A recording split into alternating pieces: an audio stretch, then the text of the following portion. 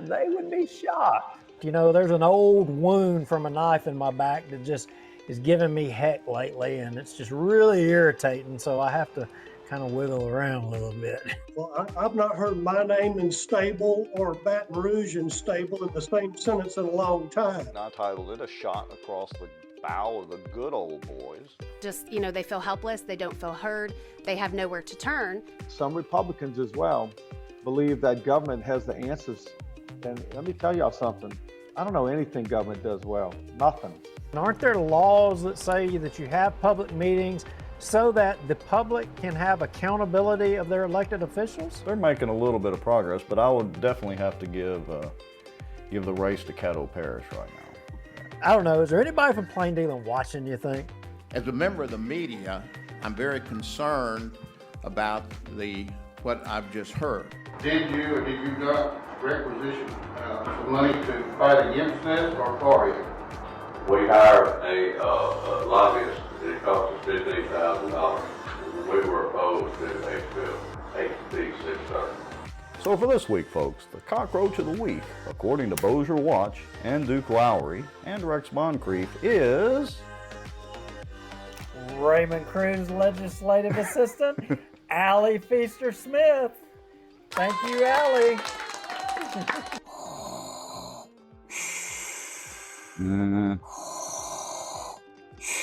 Well, I'm not thinking Star Wars at all.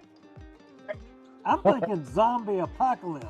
No way. Okay, It was not okay. David. You know it wasn't David Montgomery. David ain't going to jump off in there with Chris. He ain't going to do it. He'd as soon spit on him as he would even look at him. Man, this is a Mickey D's Krispy Kreme week. Didn't you know? Who's paying y'all? And if you're driving on the roads, are you safe? It's on the road, yeah. Well, I know you're on the road, but I mean, is this all folks coming from the border down there? Yeah, it's going to border. It's actually going to Mexico and buses. Doesn't mean they interpret it the same way that I do. For instance, the Second Amendment. I take it very literally. That's been interpreted different ways in the court system all the way up to SCOTUS. Yeah, that's only going to cause more division that he claims he doesn't want to cause. And it's only going to cause more suspicion. We're still right now combined on both pages and YouTube at 264 people watching. That is amazing. Folks, Coleman Project, the Walker Place deal, through conscious, shocking action. The purpose of their actions was to stop plaintiffs, being the Earl Coleman and associated groups not, from developing Walker Place. But here's the key thing, which in turn would enrich sitting city council members Scott Irwin and David Montgomery Jr. You hit the button. Does that mean that people are seeing us sitting here talking and chatting? In theory, it's an every week thing. We got to double check and make sure it's like a miracle any of this actually works. This Bossier Watch live broadcast is brought to you by the Outdoor News, fishing and outdoors for our area. Acadiana Mortgage, over 25 years in the mortgage business. Pelican Training and Consulting. Reach out to Julie Ferris. Smarter Geek, making technology easier. And folks sharing information and watching out for Bossier. Now, grab your popcorn and a drink. Here we go. Okay, so I got to close All that right, out. we are here. Let me close this background music. We're trying something a little different. Did I throw you for a loop there? You did. I got to get my bearings straight because I do not know. I mean, okay, so everybody can hear us and we're live and, so no more talking bad about people between you and I. We got to just talk normal, right? No take backs now. Yeah. Okay. Kind of like you're sharing your address out, but I won't even mention that. Oh, good grief. I have taken a beating over that this past week. I mean, it's not private information anyway, but I won't debate that. And you were just laughing about it. You were getting enjoyment out of it. Yes, I was. I was laughing in your misery and pain. Isn't that great? That's what friends are for. What a pal you are. I'm glad I have you. So we did start out a little different, folks. We started out, as you probably noticed, with the count. We just went straight to the countdown and to the ad deal. We're just trying a little different format, see if it works out better or worse. Who knows? What are we going to talk about tonight? I've got the title of the show was Benedict Arnold. what do we mean by Benedict Arnold? Whatever could that mean? Oh boy, I don't know if that's 100% accurate, but opinions vary. Some people have drawn some conclusions from what happened regarding the last Charter Commission meeting. And, I don't know. I think we'll talk about it and we'll let everybody watching, y'all draw your own conclusion and what your opinion is. Could be interesting. Yeah, I went through about the first 30 minutes of that Charter Commission meeting and it was just like gritting my teeth and balling up my fist. And anyway, so we'll get to all that. And I balling understand. Up your fist, at least you weren't like me. I started throwing stuff. I had to I had to literally turn my computer. I got to one point, I had to turn my computer off, get up and walk out because I was so mad. I mean, I was literally so mad. See, I quit throwing things a while back when I figured out the things that I throw and break, I have to pay for to fix.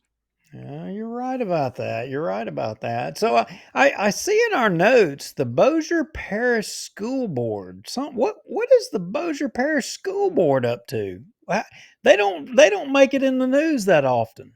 Well, I don't, we probably don't want to go too far down that rabbit hole tonight because there's a lot to unpack there, but I was going down the rabbit hole of one of Jeff Sadow's articles over on Bossier Views. We recommend everybody go read them, even when we don't always agree 100%. Anyway, I was going down one of his article rabbit holes that he published about the Bossier Parish School Board and these ESAs, these educational savings accounts, and this bill that's going through Baton Rouge or might be going through Baton Rouge or whatever the deal is. And I came across, Sadow mentioned in his article that Jason Rowland had some interesting comments in one of the Bossier Parish School Board's YouTube videos. And so I went and checked it out. And, we'll play that here in a minute. We'll just see because it involves segregation of all things. Imagine that. They're going back to segregated schools. Did you know that, Duke? Wait a minute. I have not looked at this video, but you have piqued my interest now. I am dying to see. So you're telling me the Bossier Parish School Board is going backwards? We're going backwards. We're going to segregation. Okay. But I'm sure the cheerleader was there, right? She was there. Yes, the head cheerleader in charge was there moderating the panel of guests. And so okay. I've got about a minute clip of that. We'll play it. We'll go on through the topics and then we'll start by playing that video. Y'all will get a kick out of this. I can see now the school teacher union lobby is about to berate us. Here we go. This is fixing to be, that woman, she nearly had 2.0. She nearly had a stroke the last time when I did the 40%, which y'all remind you, Jeff Sadow agreed with my math in that she nearly had a stroke on channel 3 over the whole 40%. If she knows we're going back to segregation, she might just unfortunately figuratively stroke out. I don't wish her to stroke out actually. I do not wish that upon anybody. Let me be clear. You're trying to stay out of Facebook jail. See, I see. I am trying. See, I've you got are till moderating your tongue. I get it. I've got till 2:33 a.m. tonight, and I'm officially supposed to be out of Facebook timeout if I don't get reported again. It's like an endless vicious cycle. You and those daggum bass fishermen. You guys just, y'all are worse than politicians. I'm gonna tell you. Now, let me say this, and then we'll actually move on to the rest of the topics. We've done over 200 political shows between Bossier Watch, Louisiana Watch. I've put out videos. We have called pretty much everybody in Bossier and a lot of people across the state out. Made all these political posts. I've never been in Facebook jail or even in a Facebook timeout. We even talked about derogatory slang that we didn't even know existed. Exactly. I mean, we've quoted the Urban Dictionary on this show, and I've never been in a Facebook timeout. Yet, interestingly, I stir the pot, rightfully so, I might add, with the local fishing community and high school fishing. And magically, all of a sudden, I'm putting a Facebook timeout for the first time since, I don't know, when did I start my Facebook account? 2010? I don't know, but the school board thing. I'm glad that you brought that up. I mean, Jeff Sadow, boy, he's needling in the right places, because last show we had some notes built in. That Jeff Sadow, he had an article regarding the Bossier City Charter Commission, and he was dead on the money. We didn't get to it because the last show ran kind of long.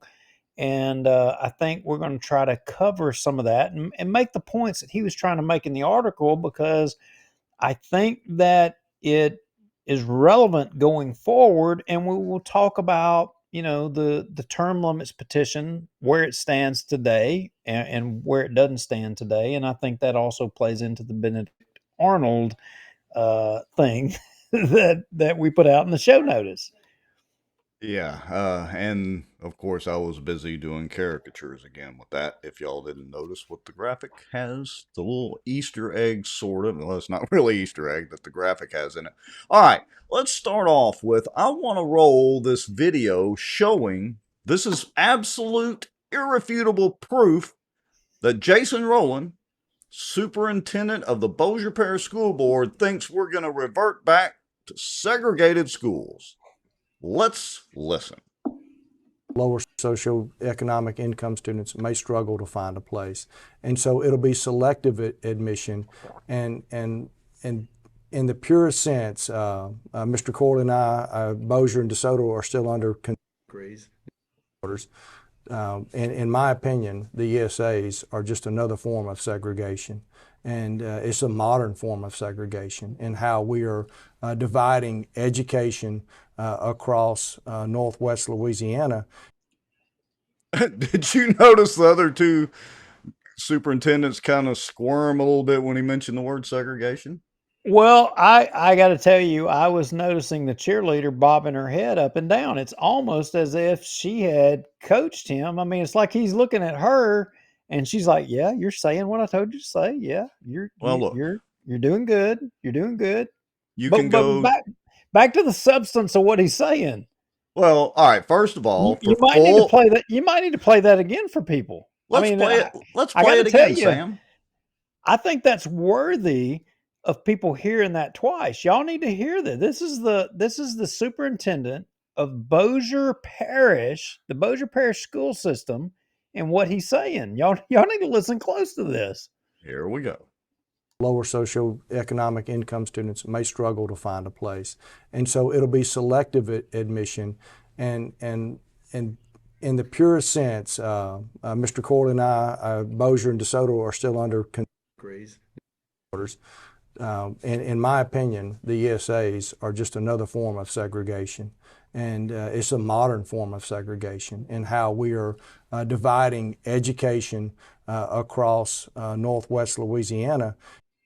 Modern form of segregation if you have an educational savings account.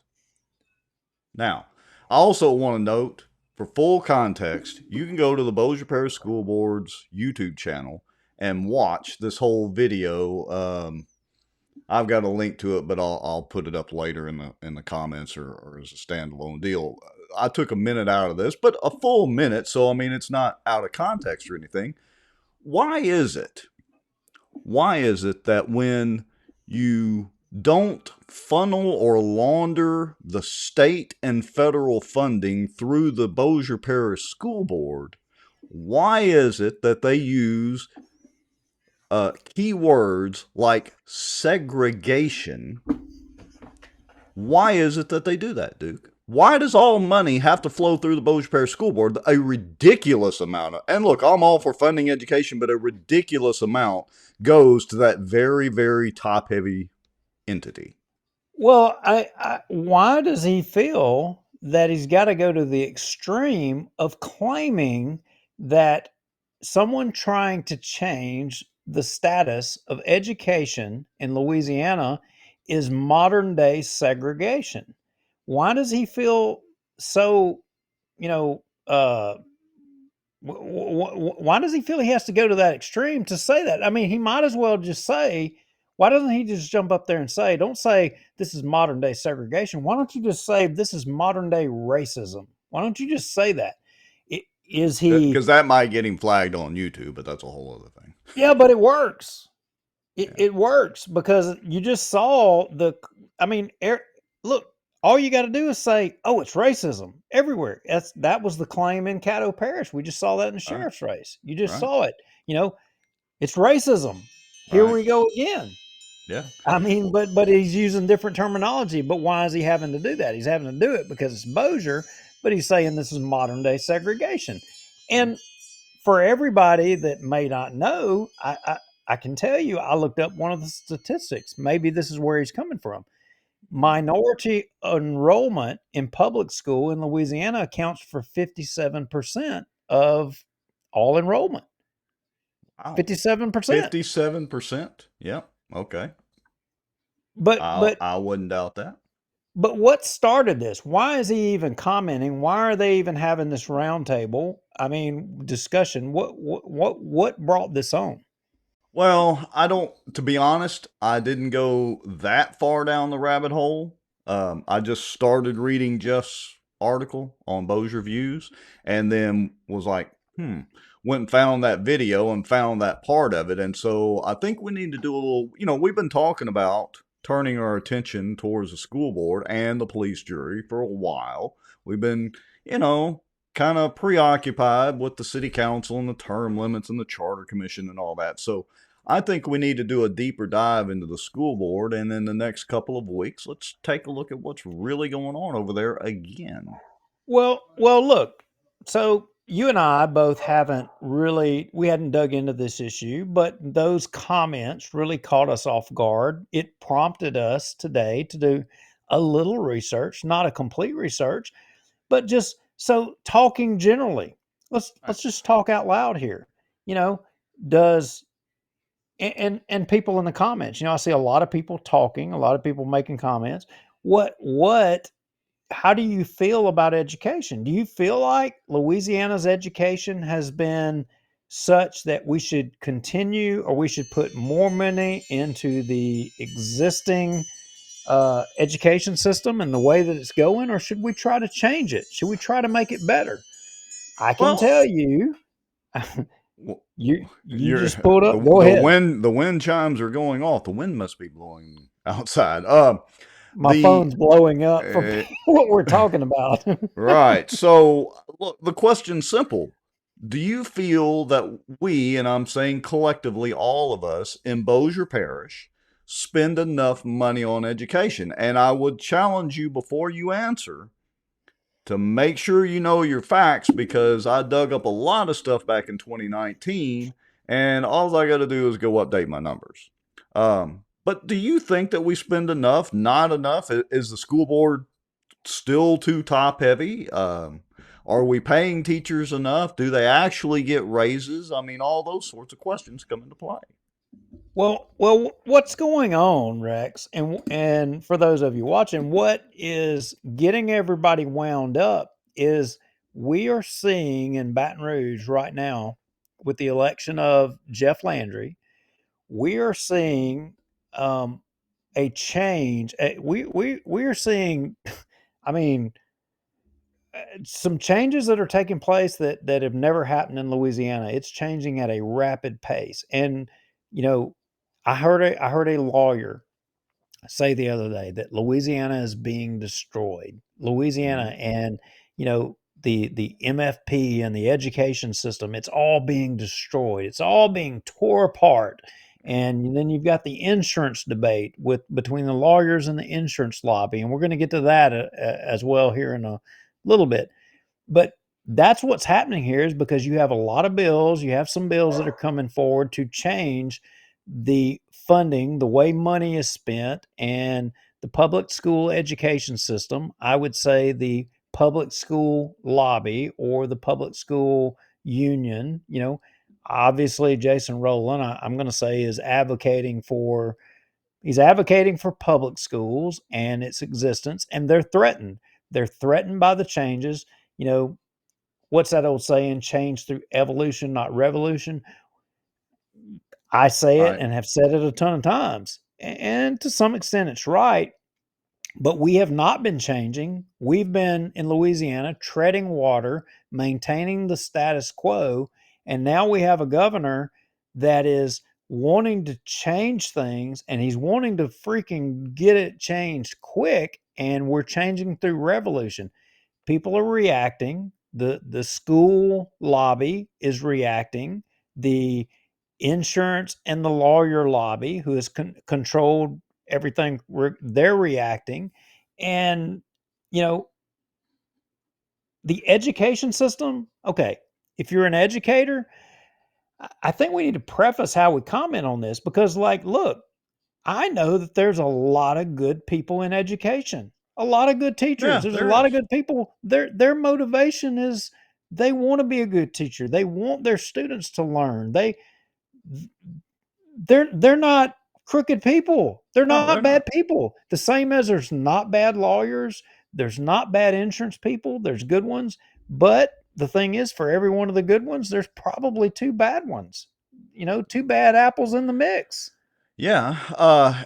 You know, it's like we said back during the 2019, you know, attempted tax hike by the Bossier Parish School Board, which I would remind everybody they lost basically 75% to 25%, voted against that 40% tax hike. But even then, I think all of us that were not for that tax hike at that time were absolutely for being able to get our teacher pay on par with the rest of the country or surrounding areas, up to snuff, so to speak.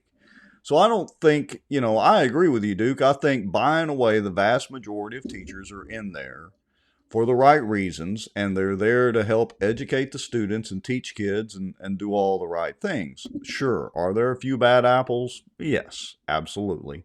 But I will say again, I just go back to my mantra of the school board, the Bossier Parish School Board, is top heavy. It was top heavy in 2019, and I'm quite sure it's no different now. Yeah, and to jump out there, you know, fundamental change in education, because first off, to jump out there and to say that modern day, you know, segregation is wanting to change education in Louisiana, you're basically promoting modern day segregation. That's not fair. You're automatically using a political ploy to basically say, you know, racism. That's what you're doing.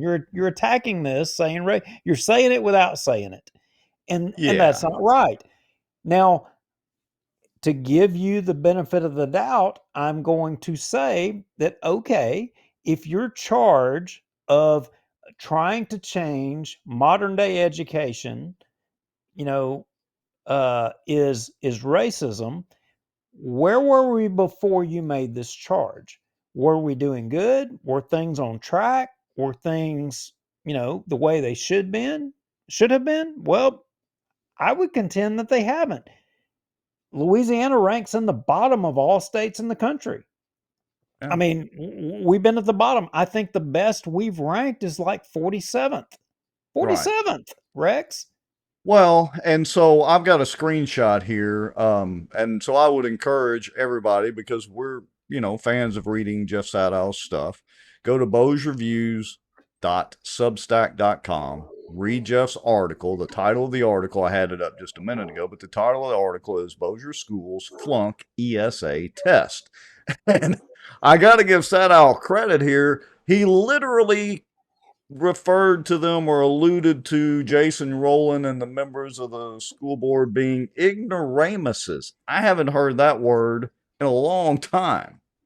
Yeah, that dates back to high school days. Yes, it does. And so I highlighted the first part of that.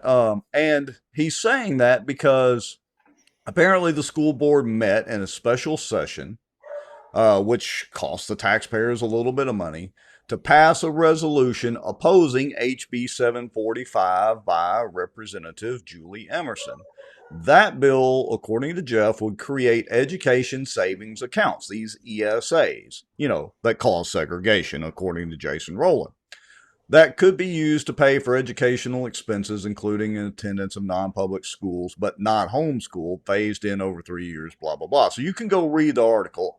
And full disclosure, I've not read HB 745 yet and gone down that rabbit hole. Again, I just kind of started. I thought we would mention it tonight. And I wanted to highlight the definition of ignoramus, an utterly ignorant person, a dunce. Jason Rowland, Jeff Sadow has alluded that you might be a dunce. I'm just saying. Well, I mean, look. So why did they find the need to go out there and to basically claim racism in trying to change the way education is done in Louisiana when we are ranking we continue. I mean, we've made a lot of changes, and we still continue to rank in the bottom of education across the country. Hold on. But you're wrong, Duke. Okay. You're wrong. Correct me then. Our good friend Ryan Haygood says Louisiana has scored better lately. Well, I think we're 41. Okay, Ryan, we may be making some improvement on the edges here, but maybe I'm wrong, and maybe my Halton math isn't working out for me so well, but I still think that puts us in the bottom half of the country. Yeah. I mean, I don't long to be in the bottom half or just at the top of the bottom half. I long to be at the top. Right. If I'm going to be in the game, I want to be at the top. I don't want to aspire to just be middle of the road. I want to be the best. That's what I want. So we've got a comment from where did I just say that they were from? Ponchatoula? Listening from Ponchatoula. Anyway, says education is big business. My wife can teach first graders how to read. Her other job is submitting data to our local school district and on to Bessie. SPED, S-P-E-D, inclusion is a huge problem too. So, yeah, I mean, we want to hear from some more folks that are either teachers or spouses of teachers or whatever. I look at it from the top side view. Again, going back to the school board has been top heavy for a long time deal. But we also want to hear from some teachers, some people that are down in the trenches, so to speak, that, are actually dealing with the kids and all your administrative duties as teachers. What sort of things are you having to do that is a complete waste of our kids' time, the parents' time, and our educational tax dollars? Duke, I did some investigating. Do you know what the beef fund is? Tell me about the beef fund. As in Wendy's, where's the beef? That's a fund. I'll give the very basic summary version of it. A fund that was set up, I think back in Foster Campbell may have done it, but I can't remember. But anyway, so that the casinos have to pay in a percentage of their tax dollars into this fund that is set aside for specific things for education. There's something like, I don't know, $25, $30 million, whatever it is in this fund that literally just sits there. Now, it's legislatively kind of locked in place, but it would only take some legislation to kind of unlock that fund and be able to utilize some of those tax dollars. So let me know what you think about the beef funds, or do a little digging into that. BEEF, beef funds. Well, if anybody... Ryan Haygood says Kay Brumley's doing some good. Yeah, I would agree with that. But, if anybody disputes the rankings, go do a search yourself. Now, what I would tell you is that I did. I mean, because this wasn't on my radar. And right before I got home, I did a little quick search. I was trying to look for some statistics on education in Louisiana because I wanted to. I mean, look, I don't want to criticize if I'm wrong, if we're doing better and all, but some of the things that I saw that made me kind of wonder why all of a sudden are we having such a reaction to changing the way education is done in Louisiana. Why would Jason Rowland go so far as to go to segregation or to racism? You know, because that's what it is. I mean, he didn't say racism; he said segregation. But I mean, that means racism to me. But Right. why is it? Well, since COVID, there has been a flight of people, the statistics show it, a greater flight than ever before away from public education to homeschooling and to private schooling. The bottom line is they're losing their people. They're losing, the public. The public on their own is choosing another method of education. They're giving up on public school education. That is the why. That's what this is about. Well, all right. So I think we need to do a deeper dive into this. I mean, this is something that warrants, I don't know, maybe we cover a little bit of Bossier Parish education on each show. Maybe we start dedicating a 10 to 15-minute segment of each show and get back up to speed and turn our attention towards Bossier Parish School Board and education in general around here. What say you, Mr. Lowry? Yeah, I think so. I think so, definitely. I think you mentioned a bill earlier. I think you said Julie Emerson had the bill. In fact, Julie is a friend of mine, and I think that we could probably get Julie to come on here and we could talk a little bit more in depth about that. If everybody watching, if y'all want to hear a little more about that, I think we could do that. That would be very interesting. Get it straight from the author or sponsor of the bill's mouth, so to speak. Yeah. And look, if Jason Rowland wants to come on and challenge us, I'm fine with that too. I would love to have that debate, and it'll be respectful. Right. Yeah. Well, we treat everybody with respect, even if we disagree. We all our guests we do treat with respect and let them have their say. Because I would acknowledge that as he public school people in education, they have a lot of restraints. They have a lot of limitations that they can't control, and the rules of the game per se that they have to operate under, that almost makes their job impossible. I mean, I don't know how they do some of the things and how they manage some of the things. Some of the things they have to tolerate and allow kids to do these days and time. I mean, when you and I were in school, I mean, me and Halton, I go back to the day of Harold Harlan, and I'm not going to say that teacher's name, but he would walk around with a screwdriver, and if you got out of line, I mean, you would incur the wrath of the head of that screwdriver on your head. I mean, spit on the chew if you were chewing skull or some crap like that, and you spit on the sidewalk, and somebody saw you do it, and it got reported, you'd be cleaning the sidewalks of the school for the whole day. Today, the administrators of school or the principals, they can't punish kids. No, they can't. Look, they're limited.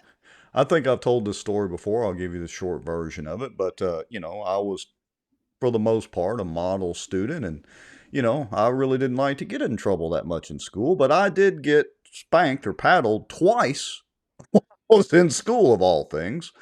And the choice was either take the licks or you go home and we call your parents. And, well, no, I didn't want my mom and daddy to find out that I'd acted up in school or done something wrong. So I willingly took the licks, but you can't do that these days.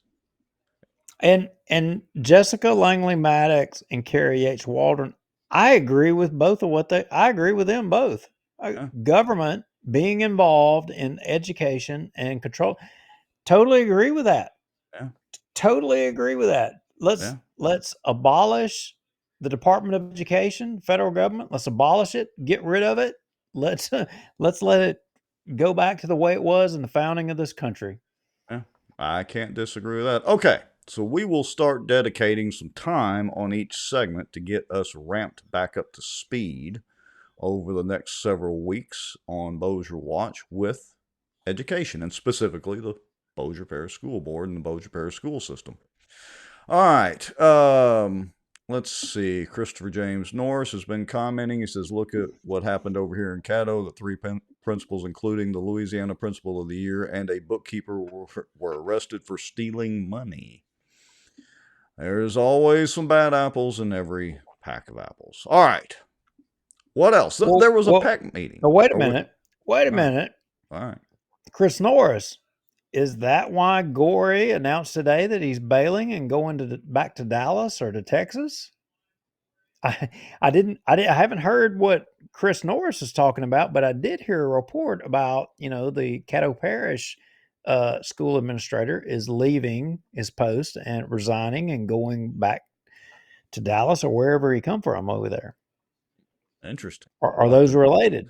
We'll have to dig into that for an episode of Louisiana Watch. Don't forget, most Thursday nights, we're doing Louisiana Watch, which will be more Caddo Parish, statewide, regional type stuff as well. We may need to do a little digging there, Mr. Lowry. All right, next topic. Yeah, where are we going now? I see something in the comments in the notes about Gatti versus SeaBass. What do we? Oh, wait a minute. Was I supposed to say that? You can say it. It's fine. I got to click over to my notes and make sure. I'm going to actually read the notes tonight. What Val Baker saying jumping ship. Are we going fishing for sea bass? Yeah, I don't think so. All right, so let me switch screens again. Let me get rid of this. Let me pull up Gaddy's. Are we going there or are we going somewhere else? We're gonna get to the sea bass here in a minute because I have something entertaining from y'all. This is a post. This was a post from Mr. Insurance himself, former Senator Ryan Gatti, now public speaker Ryan Gatti. Anyway, he's been a good friend over the years. So, just to bring everybody up to speed, if you hadn't been watching or paying attention, several years ago, Ryan Gatti came to talk to the Bossier Republican Executive Committee, the PEC as we affectionately call it, and did a presentation on insurance. And then, of course, following that up, our favorite person and favorite legislator, Alan Seaball, came up to counter Gatti's deal and did a presentation to the PEC as well. And so there's been this battle going on between those two factions, which are basically lawyers. Well, really, it's lawyers versus lawyers because they're all lawyers.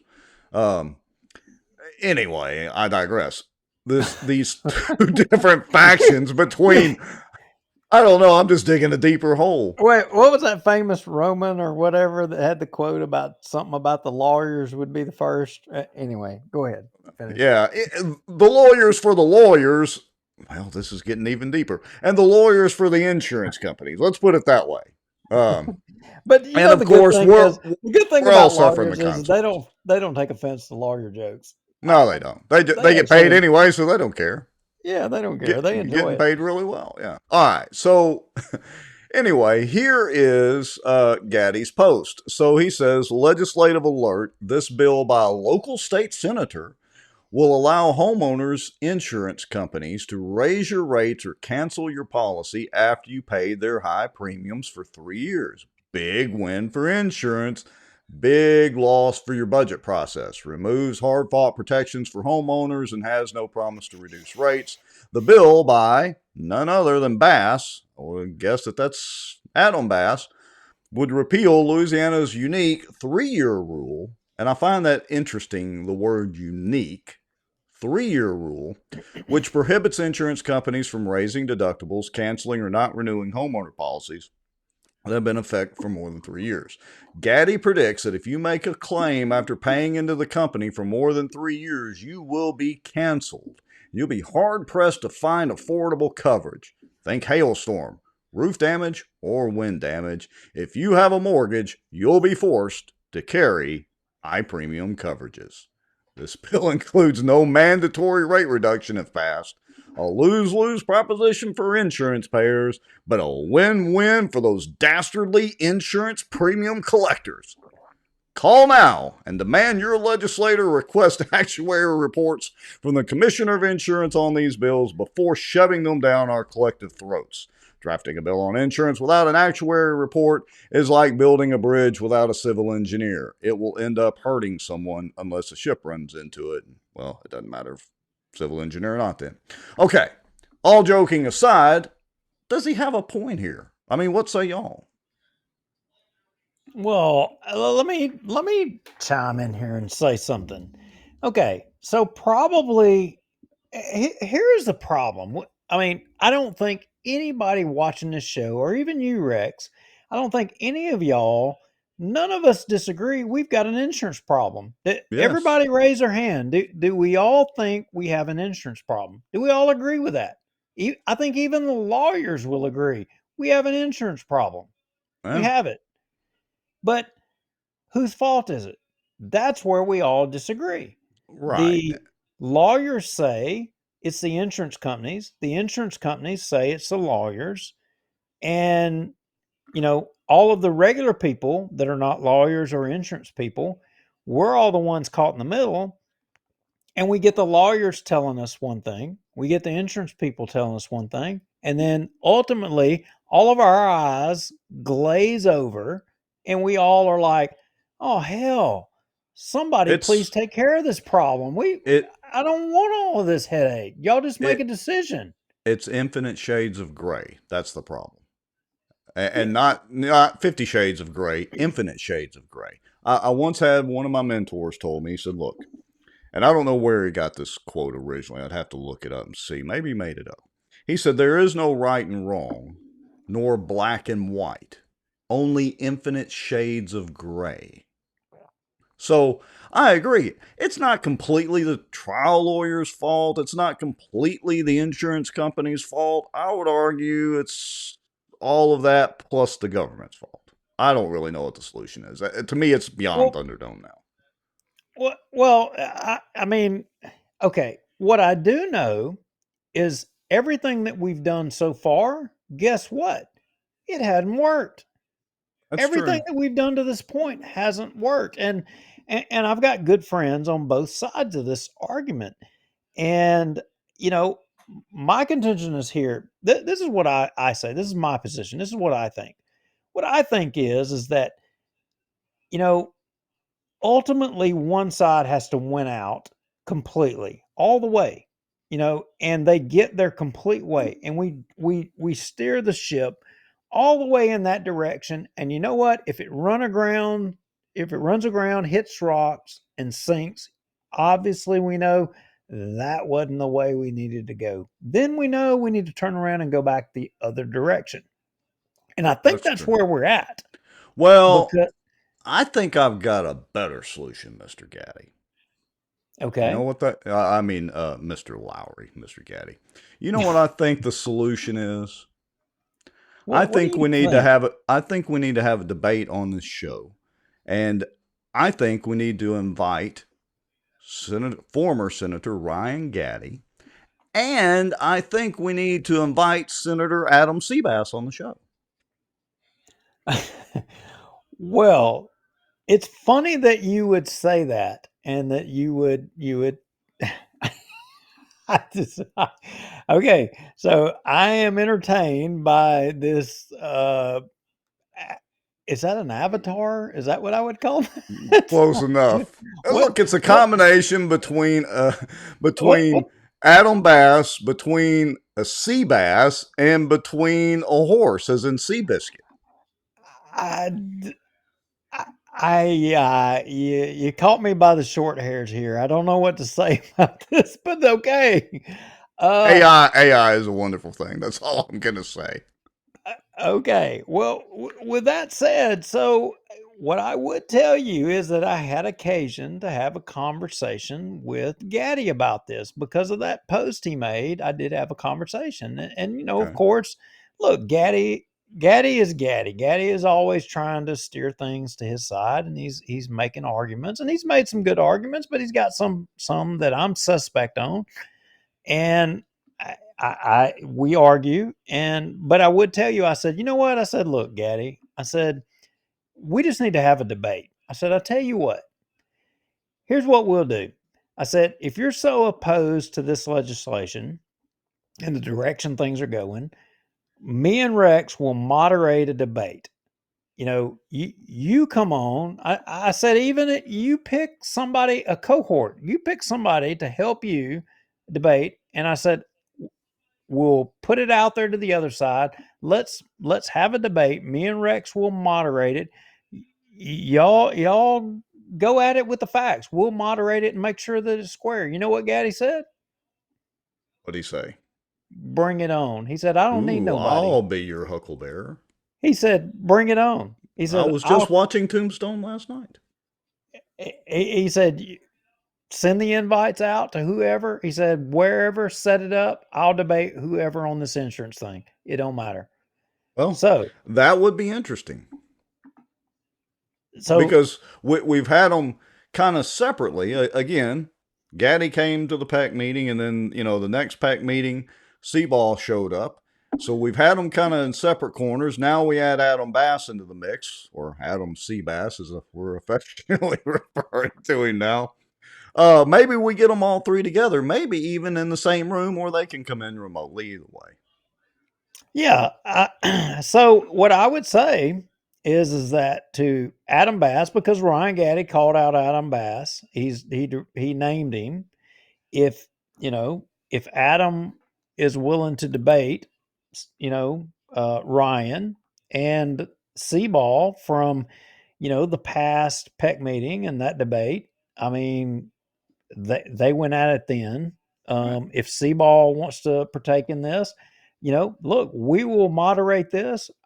I think I don't know that it matters, because I think that the legislature and the governor, it's going to go one direction, and we're going to see whether one side of this issue works or doesn't work. But what I do think is that this puts people on record. You took this position, defend it. And I'm not taking a side in this, because here's the thing. I'm like everybody else. I really don't know which way is right. I don't have the solution for this either. I don't even I won't even begin to speculate on the solution. Let me give you a point, Rex. Let me jump out here. And I hate to, because this is somewhat going to carry Gaddy's water a little bit, but Gatti makes a good point. Gatti says, and I say this to everybody watching, Gatti says, medical malpractice. He says, what is one of your family members' life worth? Because medical malpractice, is limited to a $500,000, limit, a cap. Right. Yeah. Is that right? I mean, somebody's arm gets cut off? How do you value that at $500,000? And I got to tell you, when you stop and you think about that, and you say, okay, if my wife had a surgery, or if I was Robert Wright or whatever, and I had a surgery, and the doctor did something bad, is their life worth 500 if they were negligent or something of that? I don't know. I got to tell you, that makes me stop and think a little bit. I'm not saying it's right. I'm just saying, I don't know. So let me add my 2 cents into that. Putting that cap on there would only benefit one entity only. That'd be the insurance company.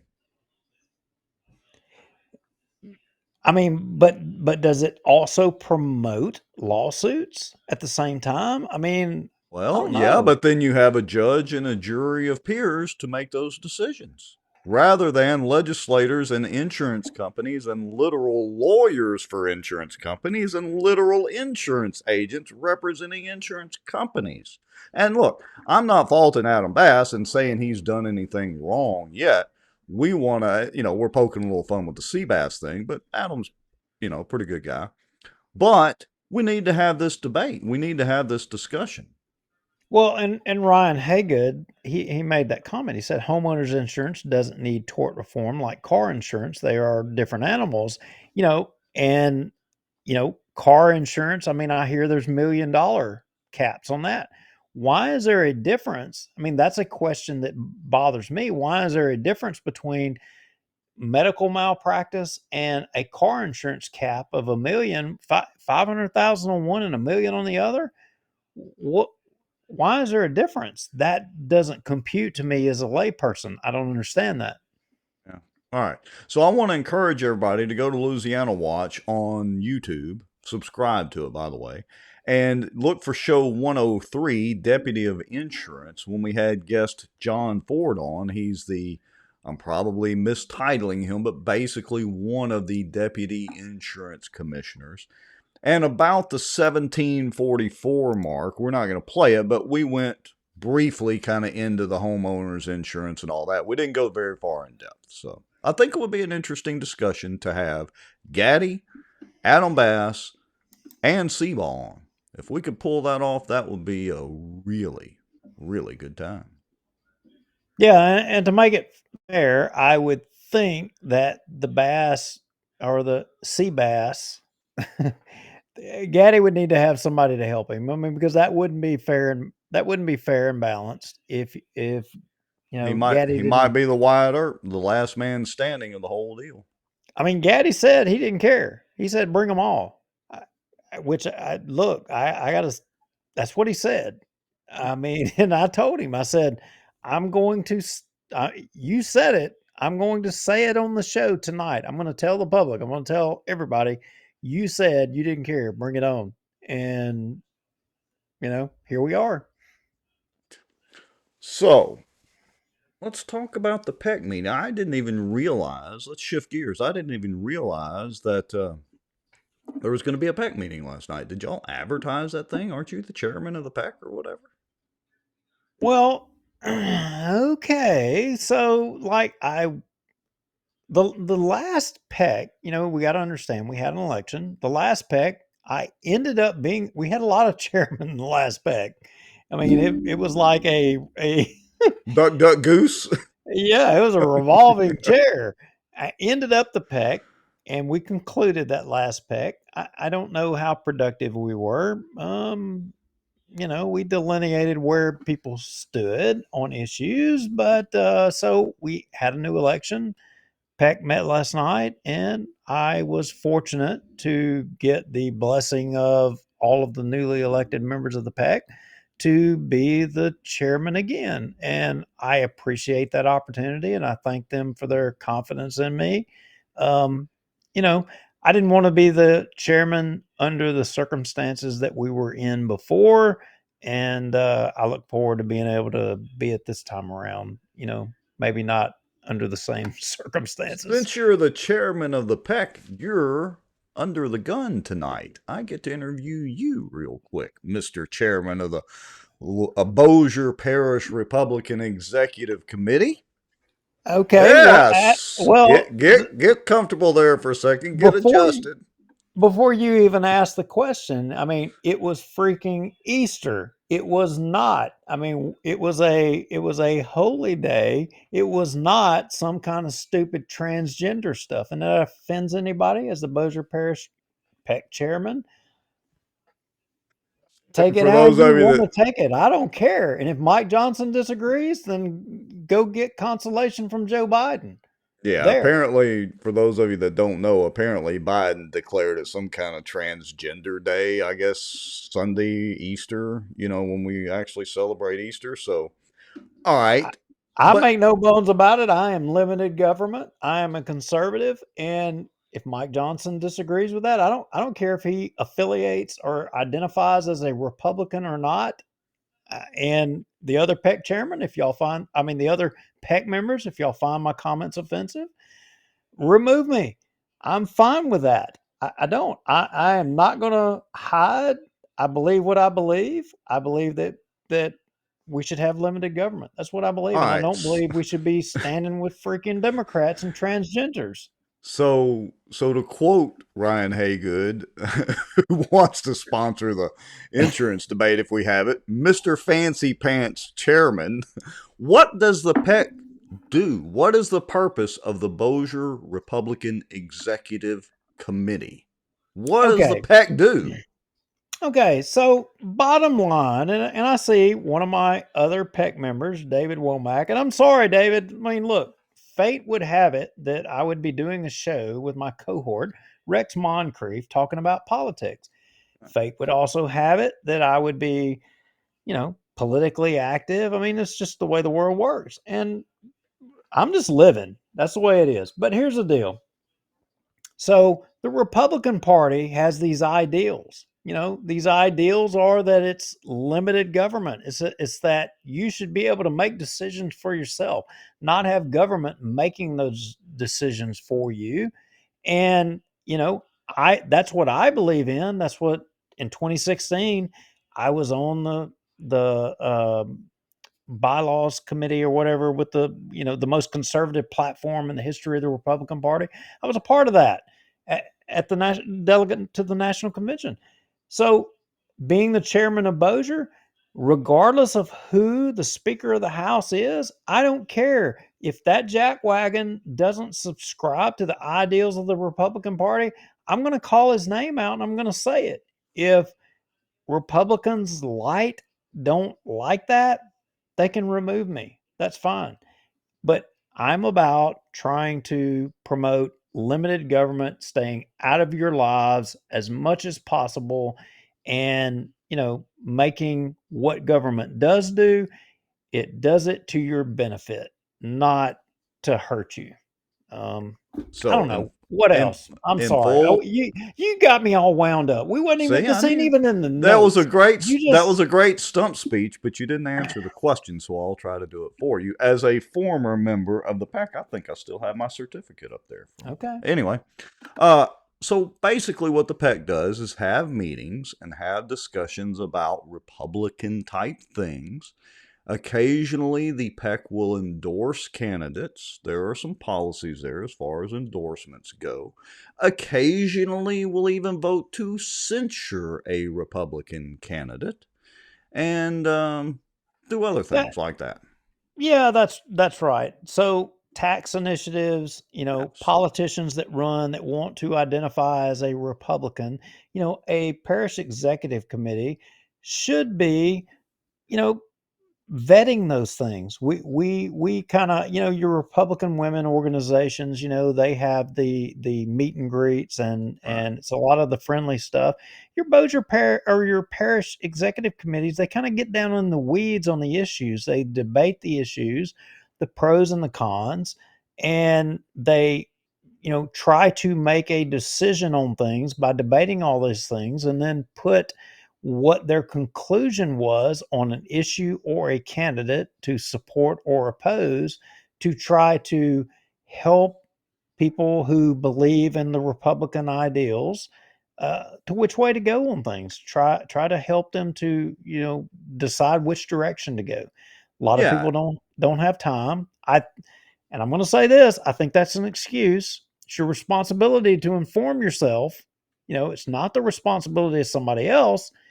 But there's only so much time in the day. We understand that. And some of us, like David Womack, who is a good guy, he spends an extraordinary amount of time digging himself into issues, trying to educate himself on stuff, and, try to make an informed decision of how to inform people of the right way to go. Also want to point out that the PEC, both the Democratic side, because there is a Democratic PEC, and the Republican are both enabled by statute. Whereas like the Republican women, those are private organizations. So the actual PECs, Democratic and Republican, are quasi-public organizations for each party. Now, so I got to ask you, Mr. Fancy Pants Chairman, I really like that title. Thank you, Ryan Haygood. I'm going to change the title of your name to Mr. Fancy Pants instead of Duke. Anyway, do you encourage people to attend the PEC meetings, the general public, and observe what's going on? Historically, we haven't promoted the PEC meetings and public attendance like maybe we should. I would agree. You got to think that we are kind of an organization that is I hate to say growing, but it is growing, and we need to get more public involvement. I mean, but I got to tell you, I think it's a little bit of a reach because if people won't go to a city council meeting or to a police jury meeting, I mean, why would they go to a Republican parish executive committee meeting? You know, That's true. I hate to say this, but the majority of the public, they just want people to make decisions for them. And you know what? If you're of the ideology that you would just rather not concern yourself and you just want people or government or other people to make the decision for you, I want you to stop and think about what type of government that is that you're wanting there. What is it that you're saying to yourself, that you just want somebody else to make that decision for you and tell you what to do? I mean, Well, yeah, that's a good point. And I just showed that comment that Shane Cheatham had. He says, need to get Republican groups in the schools like FCA. They need to hear from Republican leaders. Make it happen, Mr. Fancy Pants Chairman. I agree with you, Shane Cheatham, but I don't agree with that, segregation, that, trying to change the education system is modern day segregation. I don't know that that is going to be well received in the education system. That's I true. love, It may not be. I love my brother Shane, but I think the rubber will meet the road on that issue if I went advocating that, we need to change. Yeah. David Womack says the meetings are more casual, and yes, they will come as they do in town hall meetings. So Mr. Womack, like you, is encouraging the public to attend, but just realize it's, y'all aren't voting on, tax issues and millages per se, just what the overall direction of the Republican Party is. Fun fact. Let's see. Mike Johnson, Walk on Water, is a former member. Ryan Gatti is a former member. And so is Bobby Evanston, our tax assessor, is a former member of the PEC before my time. As well as City Attorney Richard Ray and yes. Appeals Court Judge Jeff Thompson and future candidate for Louisiana Supreme Court. He just swore us in, Jeff Cox. So, but there's a little bit of a rub there. That's another discussion for Louisiana Watch. But okay. We'll delve into that later. All right. Anything exciting happened at the PEC meeting that we need to discuss? No, and David Womack's right. I mean, look, if you're a Republican, and we encourage everybody to get involved, we're going to try to promote, folks to come to the PEC meeting. Even if you're not a Republican, if you're a Democrat or an independent, let's say you're on the fence. I mean, come to a PEC meeting. Come and you know what? Just, hey, I tell you what, as Republicans, we want to hear what's your problem with the Republican Party, because a lot of us, we serve in the Republican State Central Committee, and kind of that information funnels its way, through the veins of the party, and can maybe ultimately make some changes in opinion. Anyway, I'm not going to go there. I was going to say something else, but I'm not. I was going to talk about marijuana. Another rabbit trail. We're not going to go there. Y'all are smoking weed at those PEC meetings, huh, Duke? Oh, yeah, baby. Mr. Fancy Pants. All right, I'll change your name back. And Chris Norris says, okay, let me know where the next meeting is. I'm on the way. He's on the way. All right. Where are we going now? Are we going to West Marriott? Are we going to... well, let's spend about 5 minutes or so on West Marriott, and then let's dig into the last part of the show and the main part, which is going to be the term limits. The Bossier City Charter Commission, and specifically term limits as mentioned during the recent Charter Commission meeting, among other things. So here's what I want to say about the West Marriott case. We hadn't heard much from Wes or about that lawsuit that both hearing that you and I both sat in on for 2 days. We were literally there at that hearing, and the way Richard Ray described that hearing to the city council is not exactly how I remember that hearing happening.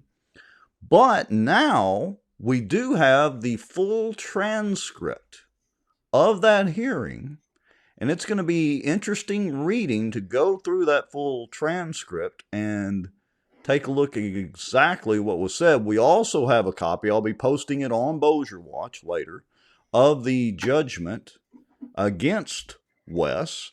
Remember, he was the plaintiff basically turned defendant at the 26 JDC. Did you know that he has to pay $500?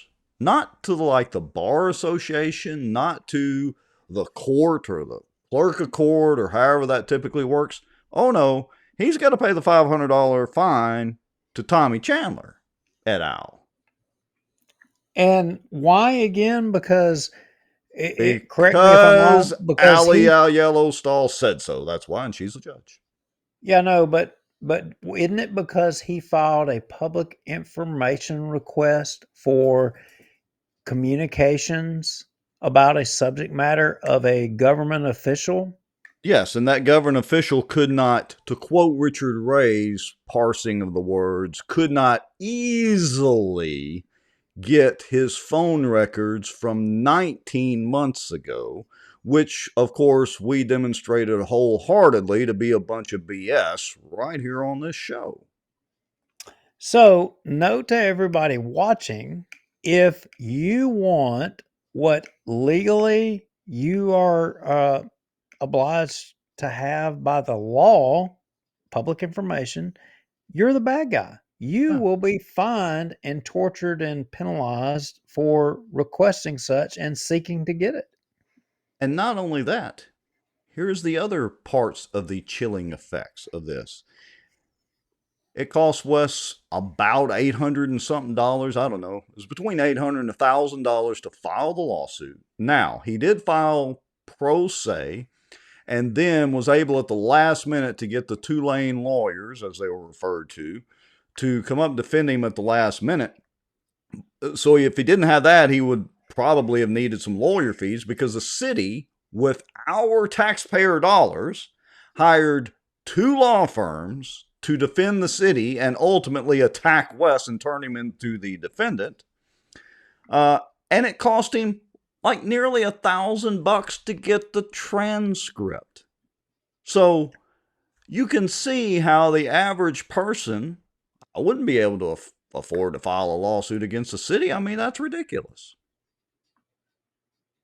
So it has a chilling effect. You know, I was listening to you talk, and it made me think of something that I see every now and then that comes across Twitter. And it's your government hates you. You know, I see that every now and then. Your government hates you. And it made me think, how is it that so often our government uses the tools of government against us, especially when we seek to affect the laws or the regulations that are supposed to be meant to work on our behalf, that people end up using government and they use the tools against us, against what you're. And I think that's what this case is. I mean, you are supposed to be able to get through public information requests. Government is supposed to be operating on the straight and narrow, and one of the protections is media and public information requests. And in this case, that was turned on its head and turned against the person trying to seek transparency, turned against them. Well, yeah, it was. Let me refresh everybody's memory. We haven't played this clip in a long time. This is from the now infamous movie Tremors, of all things. And there's a great quote from that movie. Let me see if I can get this to play. Hold on just a second here. We want to know what we should do. You guys do what you do best. Find something simple and complicated. I think that pretty much speaks volumes. That's the government's job, is to find something simple, according to Burt Gummer and all the rest of us, find something simple and complicate it. But you know what? I don't know if it's so much about complicating. I mean, look, we all know, and it doesn't matter. I mean, Chris Norris, he's not, Chris Norris always, he tells us all the time, he said, look, I don't always agree with y'all. He said, but, sometimes I do. And I don't know that his party affiliation is even the same as us. But the bottom line is it doesn't matter party affiliation, because I've come to the conclusion a long time ago that government is not working on behalf of all of us, the rank and file people. It's not. And a lot of us, we've taken the position, we've chosen to just check out. Who said, you know what? They acknowledge it, but they've said rather than fight it, they just gave up and they walked away. And they're living their lives.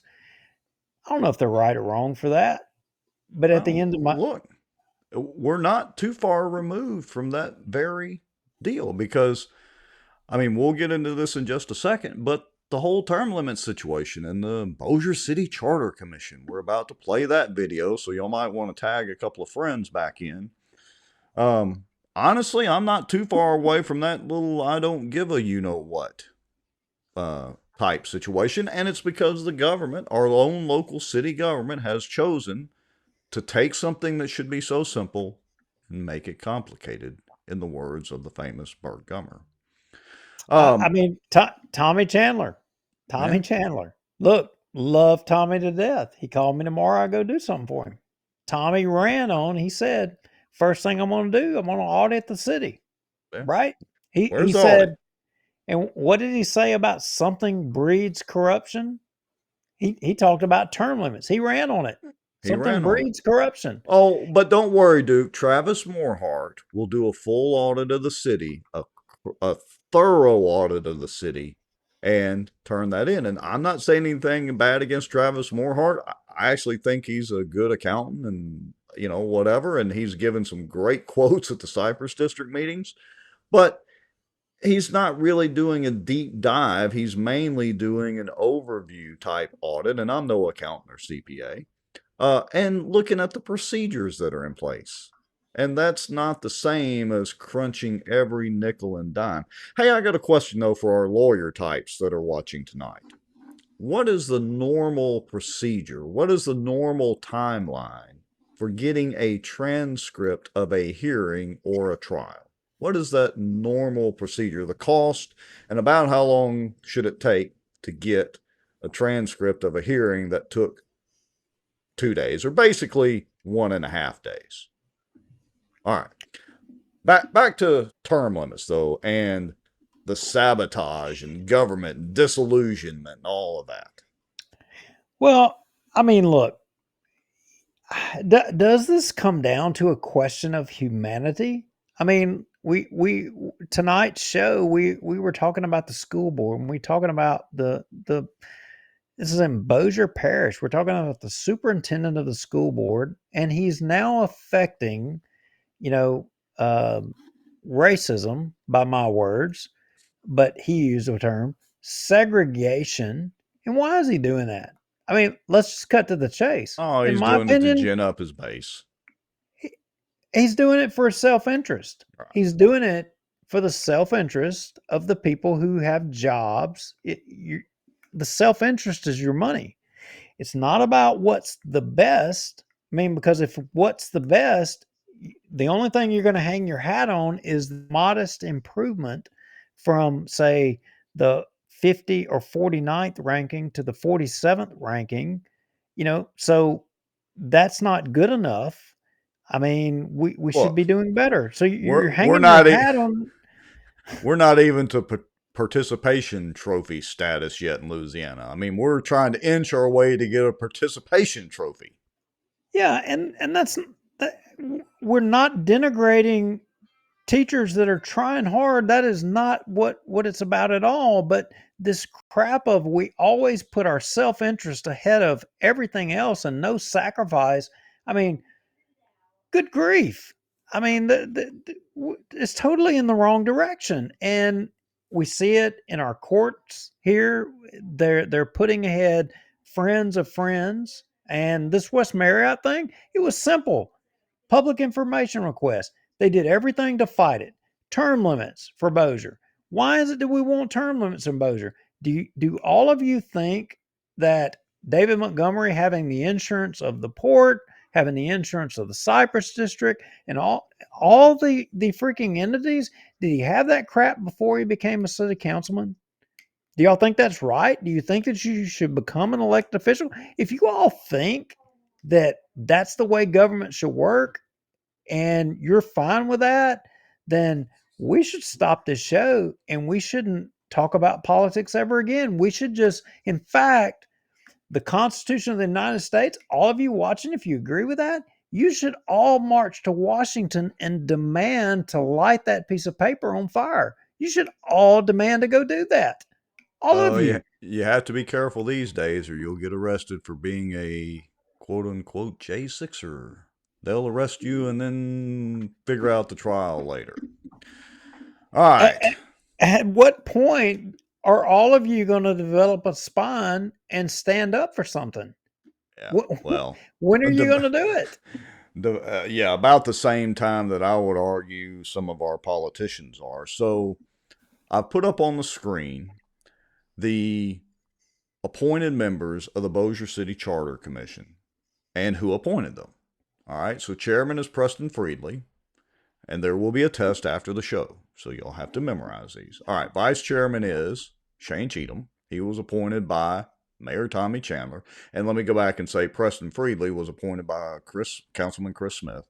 The secretary is Sandra Morehart, as in Travis Morehart is her husband, was appointed by Bubba Don Williams. Vicki Whitman was appointed by Councilman Vince Maggio. Lisa Wilhite was appointed by none other than my city councilman, Jeff Free. Lee Jeter was appointed by Mayor Tommy Chandler. David Johnson, our good friend, was appointed by Councilman Brian Hammonds. Your favorite person, and see you next Tuesday person herself, Juliana Parks, was appointed by Councilman David Montgomery. And Pandorina Sumas was appointed by Councilman Jeff Darby. Now, why is this important? It's important because the first 30 minutes of the most recent March the 28th Bossier City Charter Commission meeting, the first 30 minutes, you can see which of these people are squirming the most over term limits, and you can tell whose side the deck has been dealt to. Or, well, however that saying should go. I probably didn't say that right. It's very important to know who appointed whom in this. All right.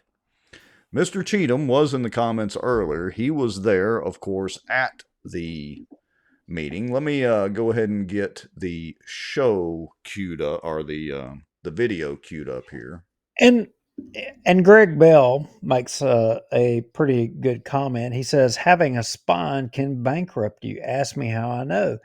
Well, Greg, I don't know how you know, but what I will tell you is unfortunately, too often, the people that do stand up, they do end up suffering the consequences, like Wes Marion, because it's always a few people that do it. It's not enough people that stand up and take a position, because too many of you're unwilling to sacrifice anything. I mean, Look, I hate to say it, but I guess in some cases I get it. Look, there are leaders and there are followers, and there are a few people in between.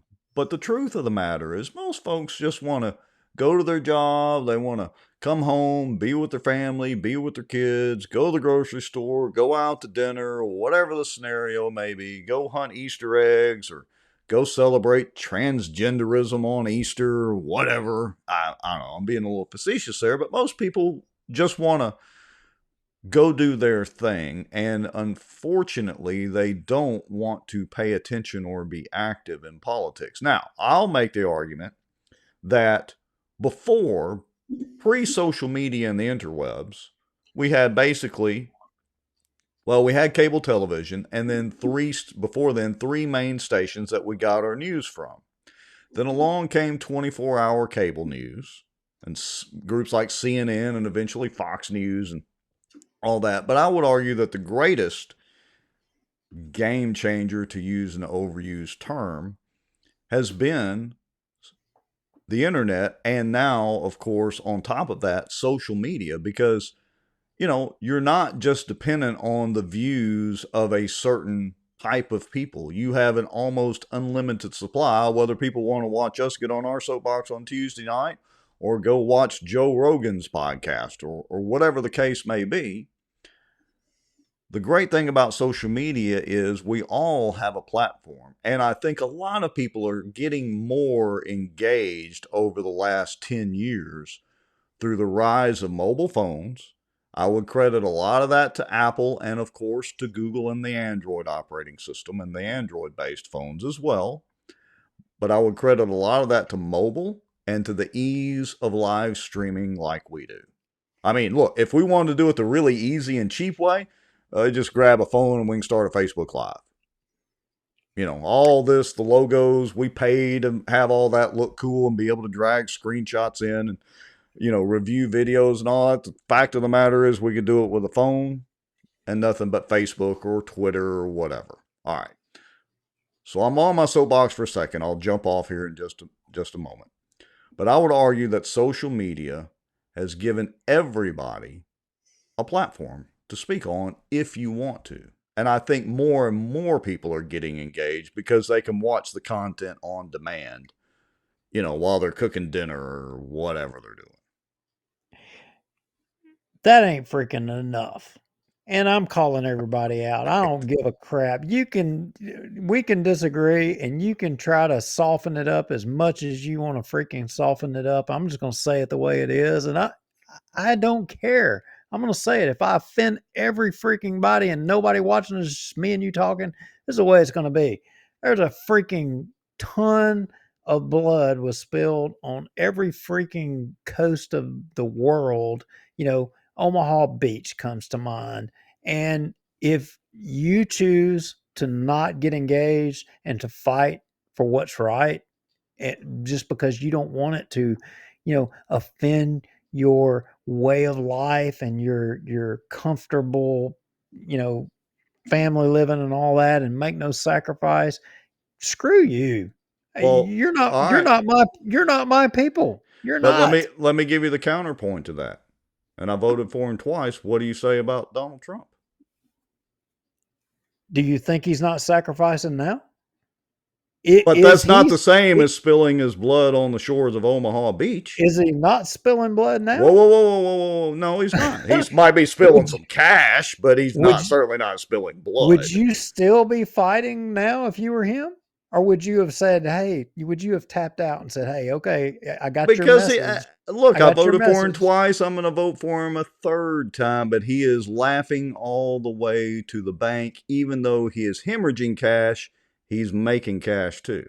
It's not the same. So I want to point out, well, hold on, hear me out. And I understand your point. I don't disagree with you. I'm just offering a little bit of a counterpoint that not everybody is cut out for battle, whether it's literal battle and literally spilling blood or giving your life, or whether it's battling political entities. I'm not talking about people have to stand out front and be the freaking tip of the spear. All they have to do, they just have to find somebody else that's willing to be the tip of the spear. And all they got to do and not run when the battle's on. All they got to do is stand behind them. It's like me and you, Rex. It's just like me and you. What is it that you say? What have you said about me? Why is it that Rex and Duke work? What is it? What is the basis of what makes Rex and Duke work? What is it? So what do you always say? What is it you always say? I don't know. I say a lot of things all the time, but I think it's that we don't always. You always talk about you talk about a bar fight. Oh, well, you talk about a bar fight. So yeah, if the bar fight's going to happen, then I know when I look around who's going to be standing there and who's not.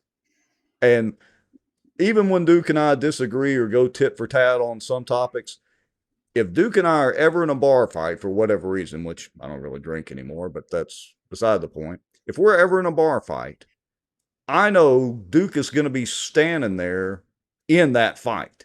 He's not going to be the guy that's standing outside going, oh, well, throw a punch now and throw a punch now and dodge this and dodge that. He's going to be the one that's actually in there in the fight. And those type of people are very few and far between. That's right. And that's what makes what works between us. It's nothing else. People can think, oh, well, they damn sure know I'm not a bass fisherman. And they know you're not a crawfish fisherman. But what the thing that makes us work is that we know the same. I know I'm going to be able to count on you. And what I would say to everybody watching this is there's not enough people standing there with everybody. You know, if this bar fight breaks out, that we can count on you. There's not enough of you. A lot of you, you're worried about losing what you have. Well, in worrying about losing what you have, you're going to lose everything. Very, very true. Now, Greg Bell says we're two sexy beasts. I'm not going to disagree with you, but I think a whole lot of people would disagree with you, Greg. All right. Back on point. We're way yeah, off. back on point. We got way off. All right, so I've got the term limits meeting queued up. Let me hit that button. Okay, that's got us to where we need to be. I want to say this before I get started.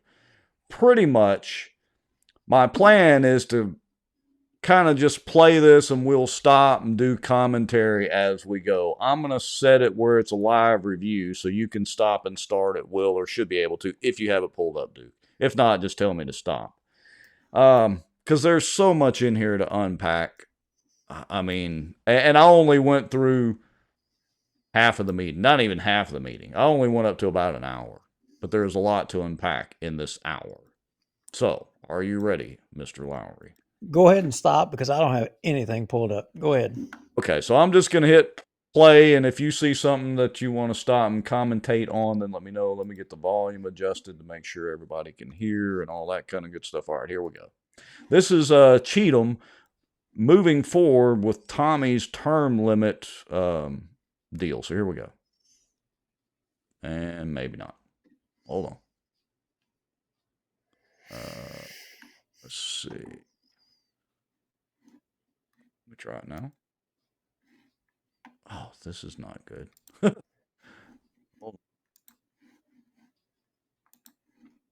Correct. Well, we're down when we under new business. We did. It's not nice. Hold on. So we are having technical difficulties. Yes. But we are trying to show the 328 Bossier City Charter Commission meeting where there were some pretty interesting occurrences. Yeah, let me do a little this and do a little that and see if I can get that back up here because this is going to make for awkward silence if we can't. Let's see. Hold on just a moment. Awkward is like the death knell for social media shows. So Bossier Watch will end as of this show because we had awkward silence. Awkward silence. What do you say about that, Shane Cheatham? All right, let me see if I can get this queue back up. Maybe this will work. If I can't get this to go, we may.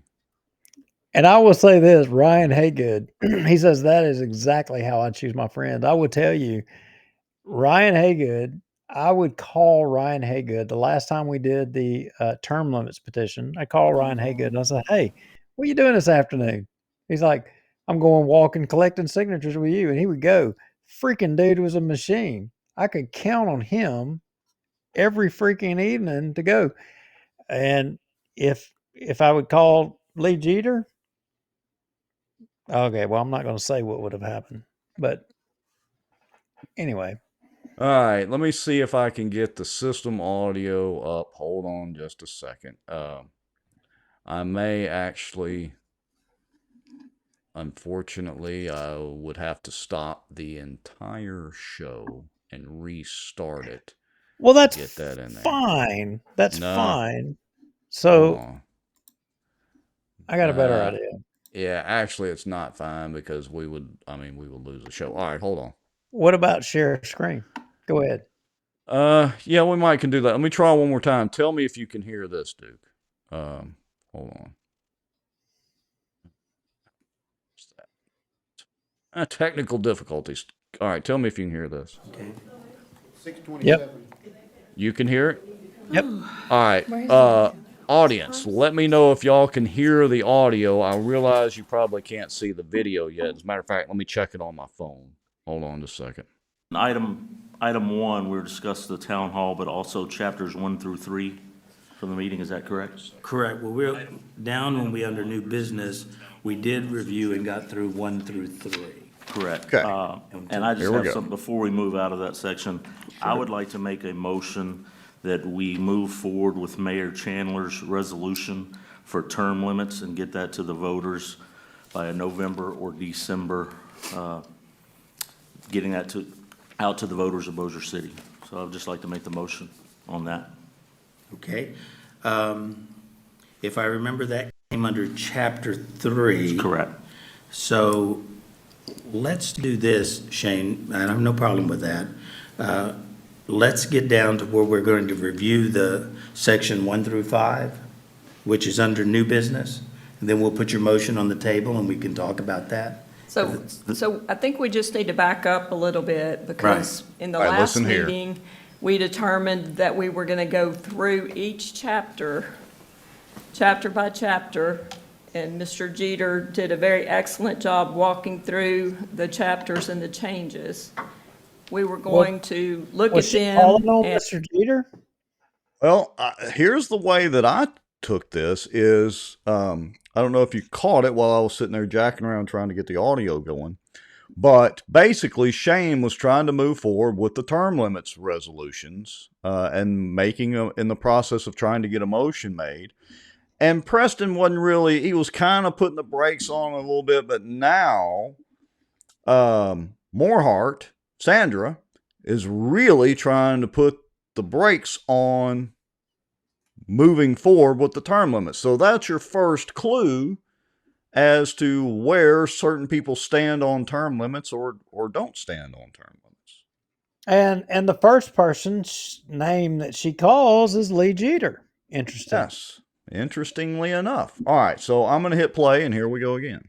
And study them more, but continue our journey without adopting or making any motions. Okay, I was not on a present journey. at that meeting, and I still would like for my motion. If it doesn't get a second, that's fine, but I still want to move forward with my motion. Okay, so let's do this, and I agree with you.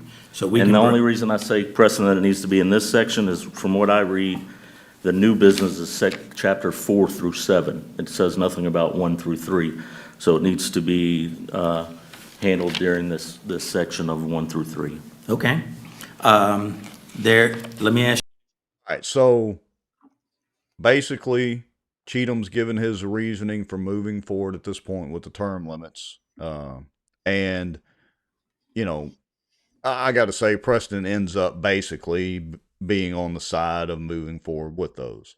All right, so let's play that out. ask you a clarifying question, because under that section dealing with term limits, there were 2 versions, and I'm not sure the version A. Richard, can you read us Tommy's resolution that he submitted? Now, this will be your second clue as to the fix being in, so listen carefully here. Do you have a copy, or can you pull that up? The reason I say that, because there were some that made the term limits under version B retroactive. Some under version A did not make it retroactive. I tried, Richard, to find that in my documents. I think it's in the binders that we did originally, if you have it. I know that in...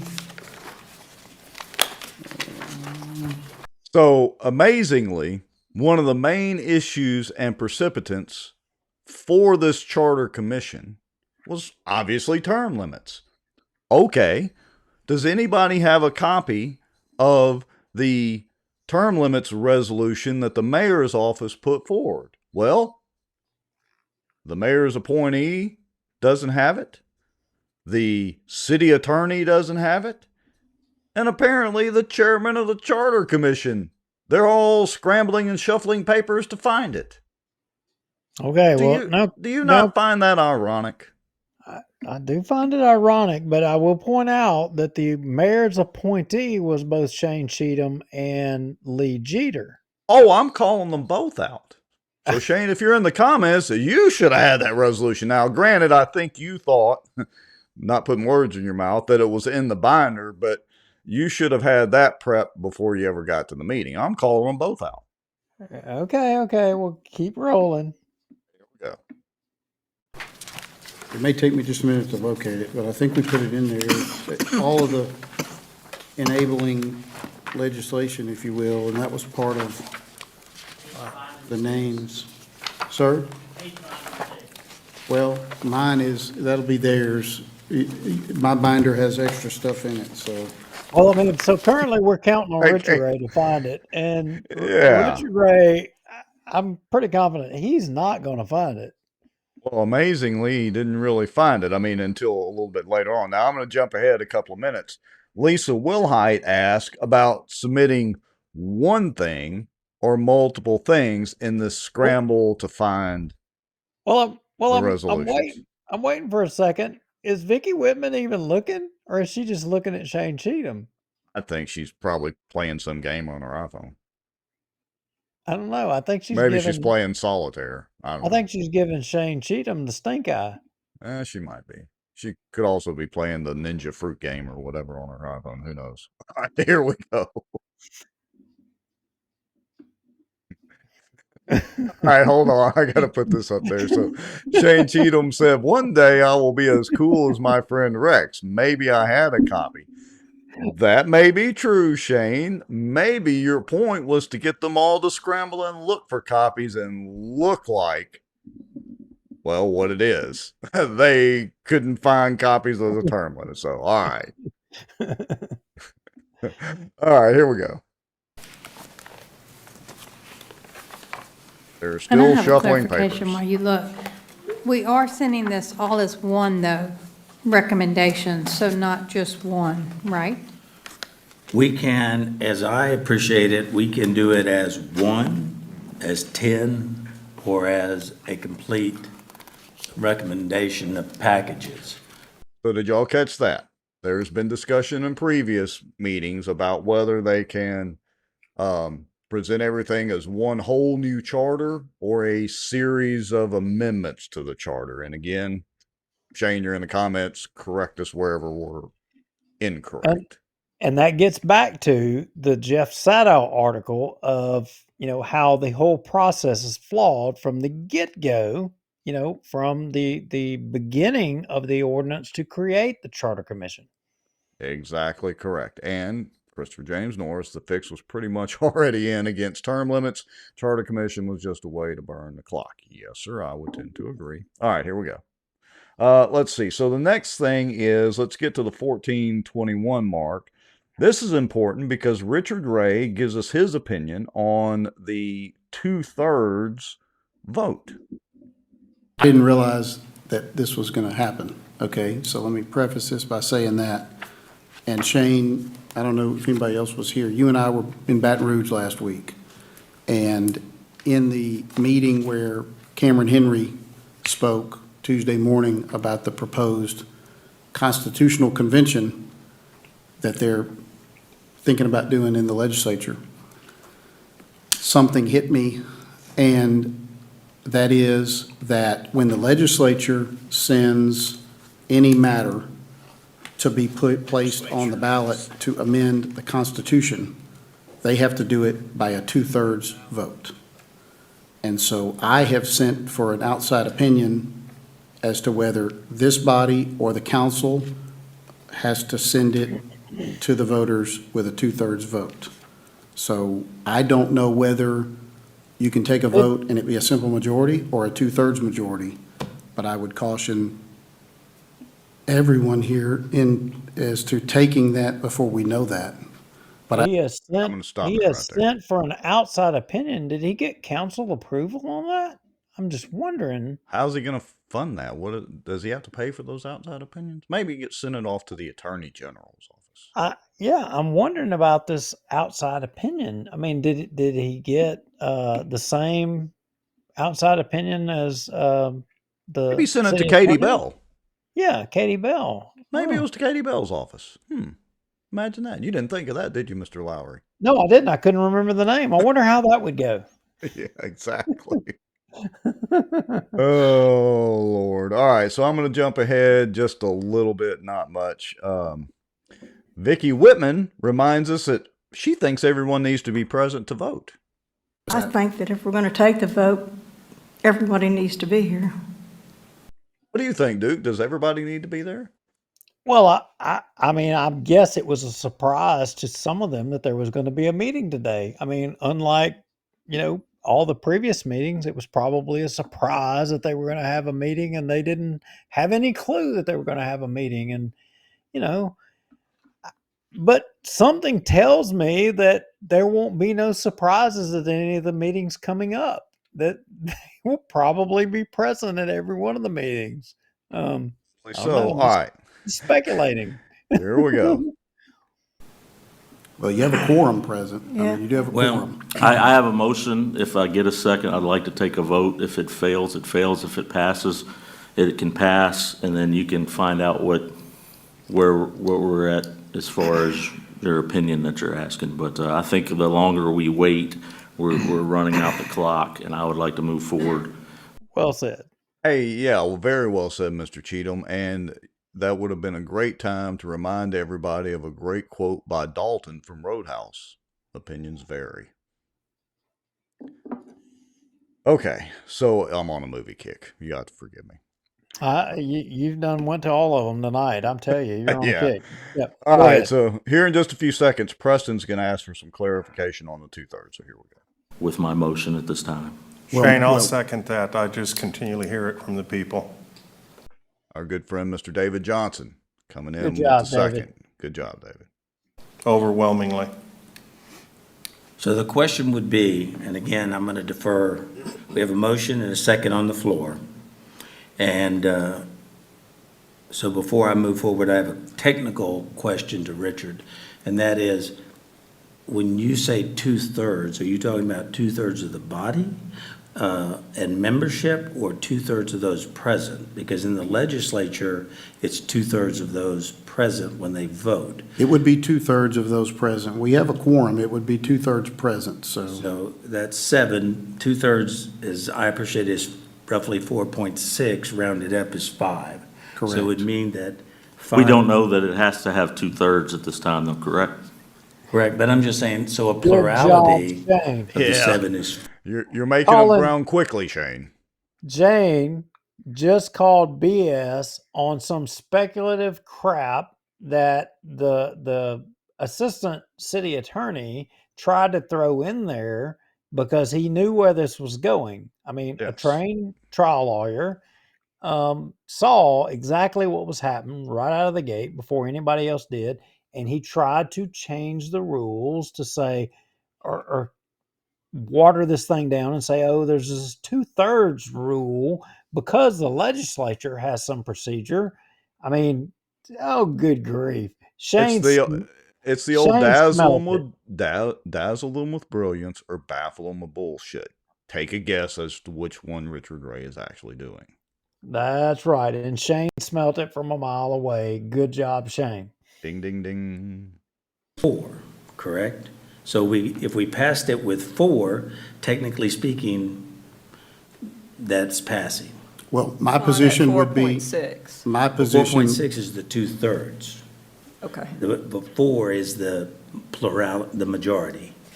My position would be, and without knowing that this was going to happen, that it would need to be 2/3. I would say that without a 2/3.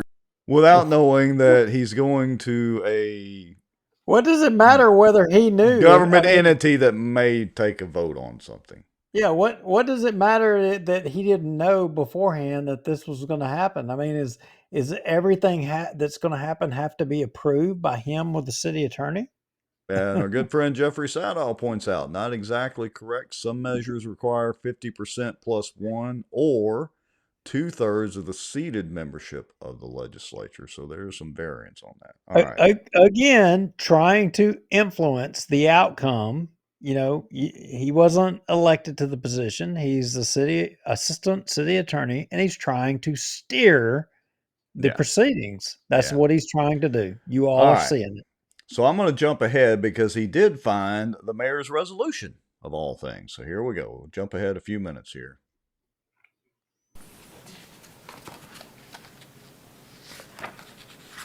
All right, at the top it says a resolution ordering and calling a special election to be held in the city of Bossier City, state of Louisiana, to vote upon the adoption of amendments to the current city charter of the city of Bossier City, making application to the State Bond Commission and providing for other matters in connection therewith.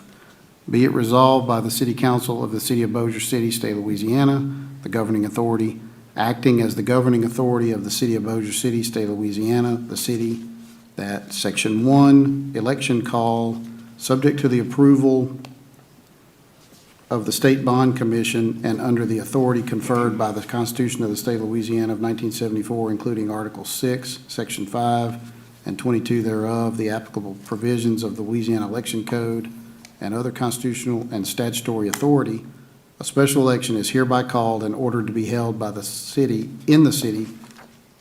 Now, this says on Saturday, November 18th, 2023, because this was the original resolution, between the hours of 7 a.m. and 8 o'clock p.m. in accordance with provisions of Louisiana Revised Statute 18:541, and that said election there be submitted to all registered voters qualified and entitled to vote at the said election under the Constitution and laws of the state of, and Constitution.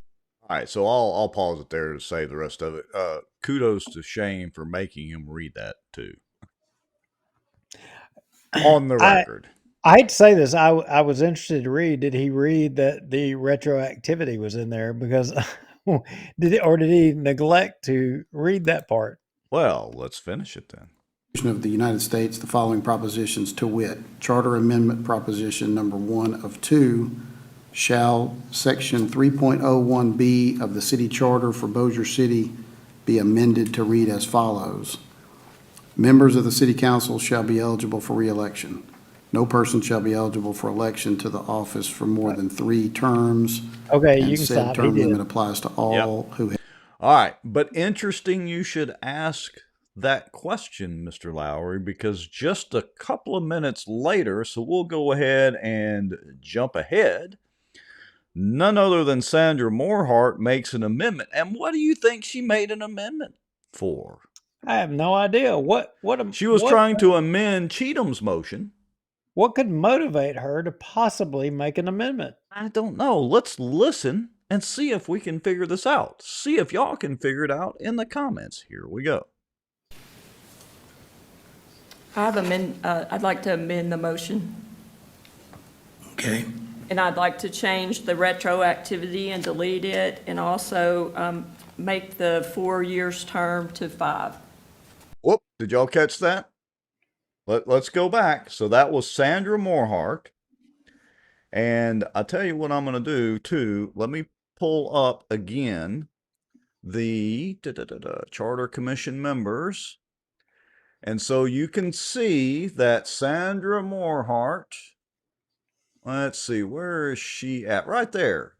She was a secretary, and she was appointed by none other than Councilman Bubba Don Williams. Ding, ding, ding, ding, ding, ding, ding. And if I recall correctly, I don't think she lives in the district of Councilman Williams. I don't think she even lives in that district. So she doesn't represent y'all out there. I'm going to leave that up there. So as we're going through this, y'all can reference as to who was appointed by whom. Okay, here we go. Let's listen to that one more time. Here we go. I'd like to amend the motion. Okay. And I'd like to change the retroactivity and delete it, and also make the 4 years term to 5. We have a motion and a second for the original vote. We need to vote on that first. Okay, now, what, we would not handle an amendment to that, or? You have to handle an amendment before you vote. But so let me. All right, so I'll stop it right there because there's some back and forth between whether you got to vote on the motion or the amendment to the motion. But her motion was to do away with the retroactivity. So in other words, none other than Bubba Don Williams, David Montgomery, and the rest of, as Sadow puts it, the graybeards, would all still be in there, right? But not only that, she wanted to do away with limiting people to how many terms they could serve, but she wanted to increase the length of time to which they could serve to 5-year terms, not 4-year terms, to 5-year terms. So, I mean, she's talking about increasing their ability to serve to infinity, basically. To infinity and beyond. Okay. Christopher James Norris says, you can tell Shane is over there thinking this is just a bunch of BS. Yeah. I knew.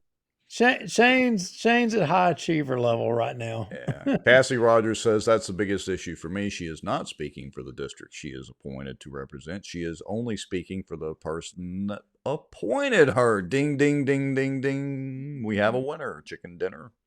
Yep. Cassie Rogers is on point. So let's jump ahead just a couple of minutes. And did you know that there was discussion of the draining of the brains?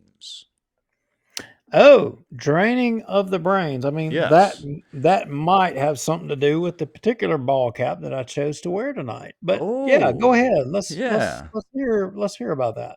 Okay. Let me understand your amendment. Are you making it retroactive? All right, let me jump up. Hold on. I'd like to add something, because I'm sitting here listening to this. Vicki Whitman. I think to go forward with any vote right now on any of this without worrying about staggering, without worrying about a brain drain to the city, about not worrying if you have an open seat and nobody runs, what happens then? We've not discussed all this stuff. I think it's irresponsible to the city. That's just my opinion. So I want to stop right there. So let's talk about your ball cap, Mr. Lowry. Move a little bit to your left, I think it would be. Yeah, a little bit. Oh, that looks like a badge there. What is that? Does that say Wyatt? What is that cap? You know, that was a ball cap that the late friend of mine, Johnny Wyatt, Bossier City Marshal, gave me. And a lot of you may recall that the late Johnny Wyatt, a good friend, had a tragic accident and died. He was the Bossier City Marshal. And I would say that at the blink of an eye, there was a brain drain in Bossier in the marshal's office. Yeah, must have been. And to which immediately there was another marshal that took place. And in my humble opinion, the marshal's office has served functioned well, and not had a brain drain or any problem whatsoever.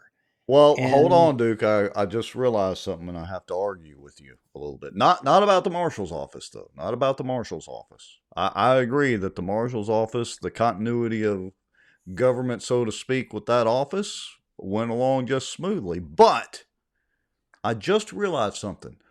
What city councilman appointed Vicki Whitman? Don't know. It's none other. Look on the screen. Vince Maggio.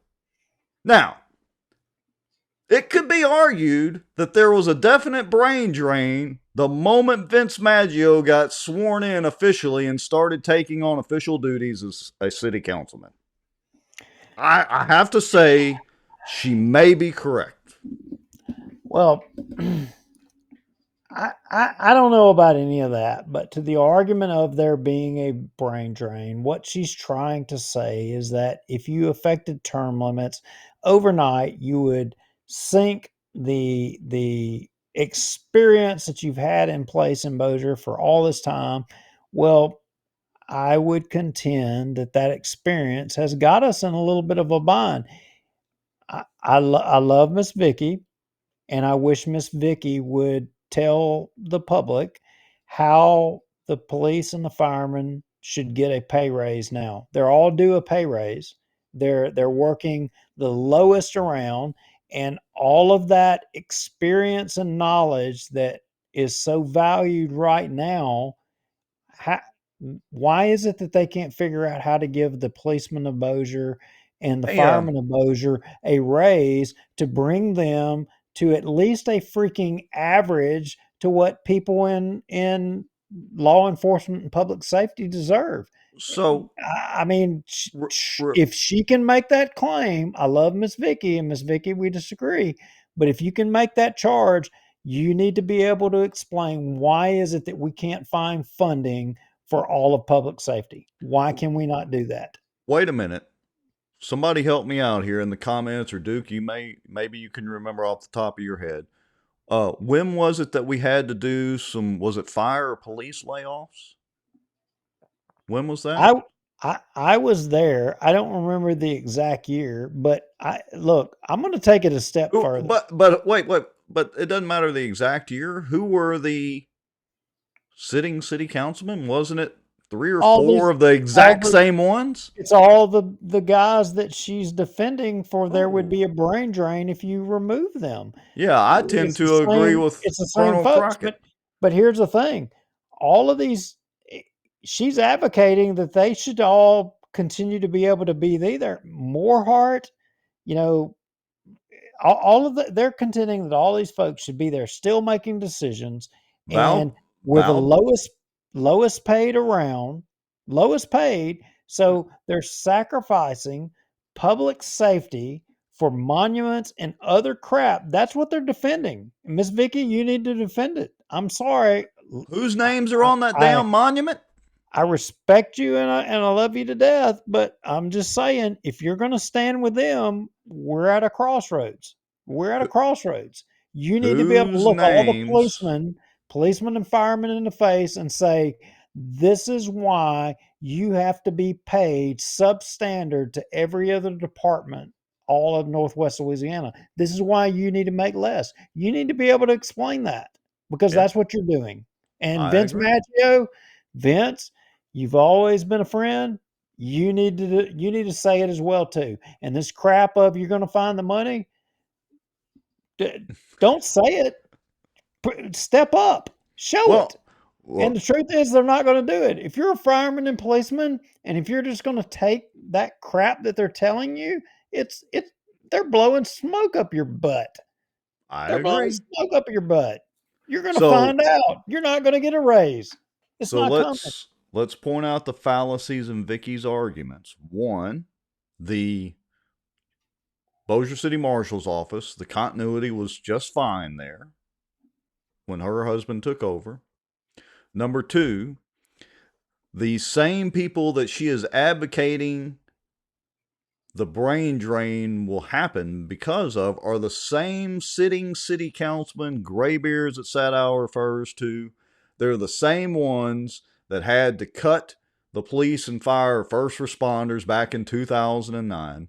They're the same ones that would rather spend $300,000 to $400,000 on a monument, literally with their names on them, rather than putting that towards the first responders. And not only that, Vicky, your own stupid argument you're using would apply to none other than Vince Maggio, the city councilman that appointed you. So all of you watching, and even Miss Vicky, okay, all of you watching, if your house is on fire and because there wasn't adequate money, there wasn't adequate manpower, and we showed up on the fire truck, and the captain says, gets on the radio, and he says, engine 2 to headquarters, we're at a working house fire, and as soon as we get a back end man here, we'll be able to fight the fire. Because of these guys, if that's your house, I'm just wondering, is that okay with you, Miss Vicky? For all of y'all, is that okay with y'all? Because that's where we're at. And, you're defending that. So you need to explain that to the policeman for if there's a shooting or a domestic dispute at your house, or if there's a fire at your house and you don't have manpower or you don't have whatever public safety wise is needed. That's what you're defending. I was there. I seen it firsthand. I was on that call. I can tell you the captain that made the call on the radio. I could probably go back and public information requests, the radio transmission. I'm certain the city attorney's office would say, oh, no, it didn't exist, but I was there firsthand. That's where we're heading. That's what you're defending, you, Morehart, and all of you. And why are you defending it? Why are you doing that? That's what you're doing. To the policemen and firemen, you guys are at a crossroad. You're either going to make the choice to allow, the councilmen that have been there ever to use you as tools against the public. You're going to either allow them to continue to use you as a tool, or you're going to make the choice to finally say, you know what? That's over with. That's done. That's enough.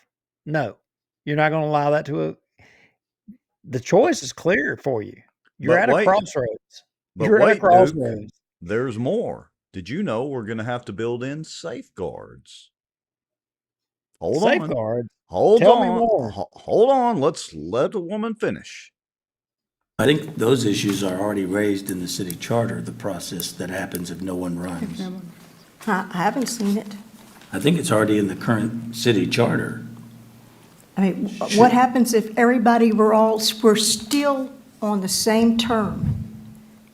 We have a big brain drain. You've got projects out there that have been, sometimes they're 20-year projects.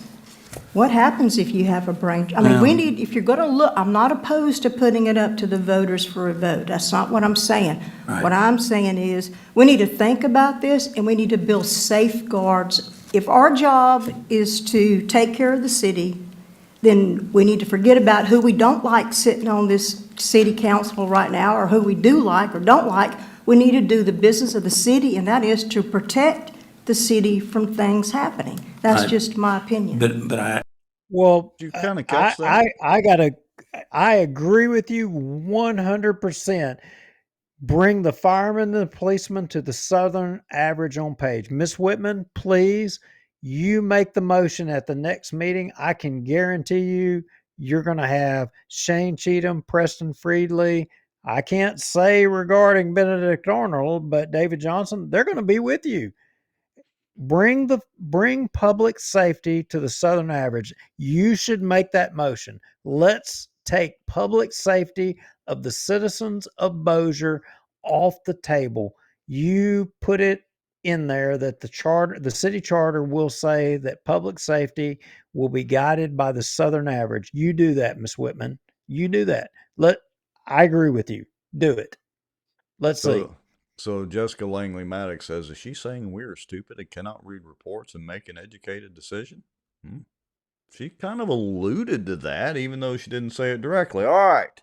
I agree with her. I think me and her are on the same page.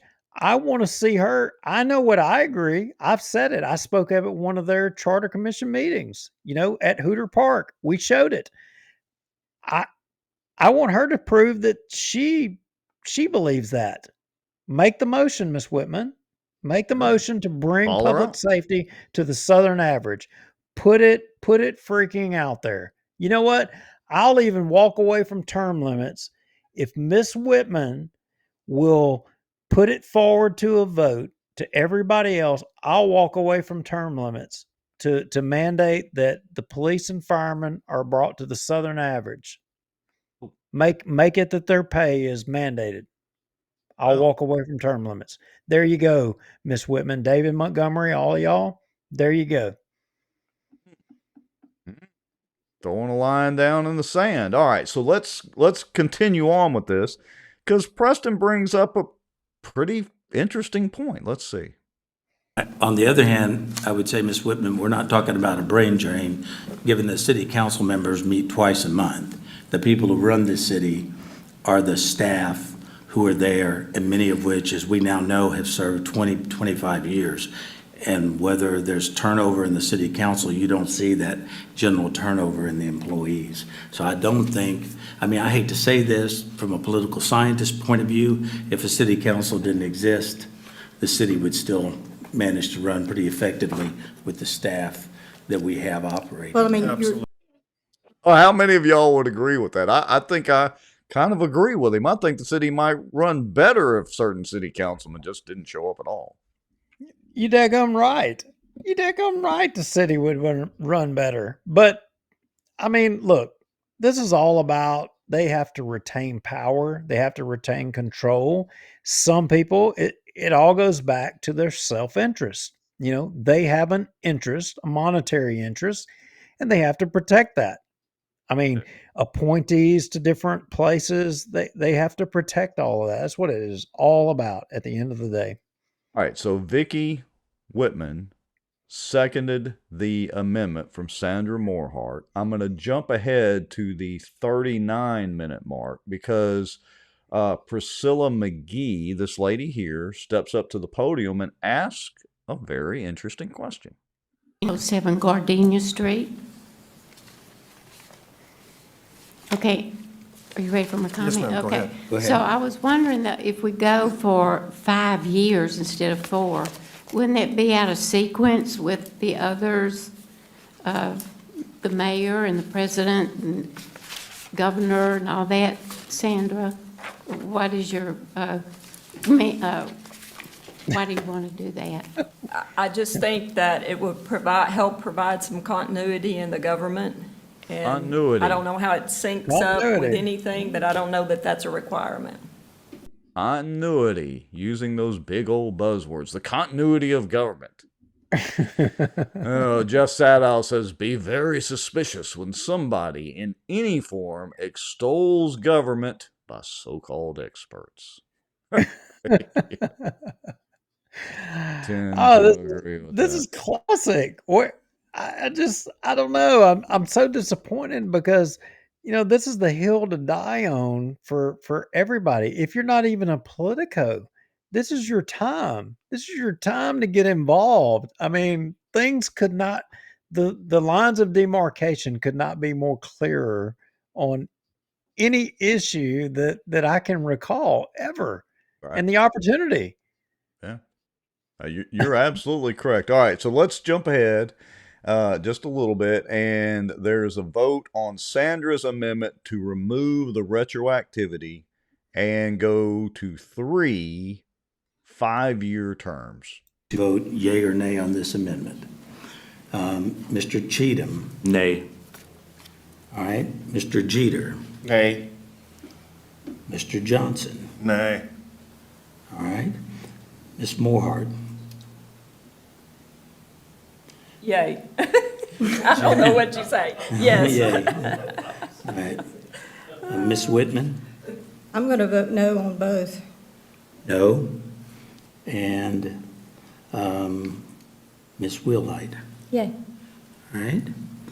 The motion fails 4-2. I don't know. Do you want the chairman to vote too? Yes. Yeah. Hold on, let's see how he votes. Chair will vote no. Okay. Now, I was throwing rocks at Miss Whitman a little bit, and I got to give her credit. She said no to that. Yep. I mean, got to give it credit where it's due. She deserved credit because, I mean, look, 5 years, like somebody said there, Greg Bell said, just make it a lifetime. That is the best continuity ever. And Miss Whitman, she called a spade, and she did right there. She did. All right. So now let's jump ahead, because this is where kind of we start getting into this Benedict Arnold potential territory here. So this is the vote on Cheatham's motion to implement the mayor's proposal, of course, adjusting the dates. So now I want to go back. Wait a minute. Just let me talk a little bit about this. So, all right. And folks you can go back and you can watch the video, and allegedly, there's that key word, allegedly, and that says that, you know, I can't verify this and I don't know for a fact, but allegedly I'm told that Miss Morehart had spent some time on her phone prior to making that amendment. And the inference is that somebody watching the live stream messaged her upon, noticing that Shane made the move that he made and, conveyed to her that she should make an amendment. And I think maybe that charge is supported by the fact that when the little lady from Gardenia Street popped up there to make a question, her response to the why question was not very solid. She really didn't have an answer, in my opinion, as to the why question that she was proposing 5 years. Continuity of government? Continuity of Yeah. government? That's And pretty damn weak. And I will say, because I do have it marked here as well, Cheatham did make mention of the text messages too, so he didn't let that slide. All right, here we go on the vote. Oh, I didn't see that. I didn't see that. 'Cause I was so mad. I was so mad. I got to tell you, after I saw Benedict Arnold, I didn't watch any more of it after that. I was too mad. That was when I was having to console myself because I was throwing crap in my house. Okay, so here we go with the vote, and we're going to get in straight into Lee Jeter and his potential Benedict Arnold moments, starting now. All right. Now we vote on the motion, original motion that I as read intended to by everyone. Mr. Cheatham. Mr. Cheatham. Yay. Mr. Jeter. Nay. Nay. That is correct. I'm for term limits. However, I do believe the terms should be staggered. And I believe I didn't come here not just to vote on term limits. I understand what the mayor, and I'm the mayor's appointee, but I've spent too much time going through this entire charter for us not to go ahead and make the full revisions to the charter. Okay. Which is, I think, what we need to do. Mr. Johnson? All right, I want to stop right there. So, give me your take on that, your reaction to that, Mr. Lowry. I mean, what's wrong with that? Okay. Well, I've got two reactions. I've got two things. I got to separate this out because based off of the video right here, right there, he was too prepared in his response to his voting no. He already knew exactly what he was going to say. He knew exactly. He was prepared for his answer. He was ready for it. Mm-hmm. You know, which he had already planned ahead of time. I would tend to agree. So the second thing, you know, and this is, I've got to personally disclose this to everybody. I was so disappointed in this. I called and I let him know how disappointed I was in what he did. And he called me back, to which, you know, he basically explained that he believed, what he said was he believed that they could revise the whole charter.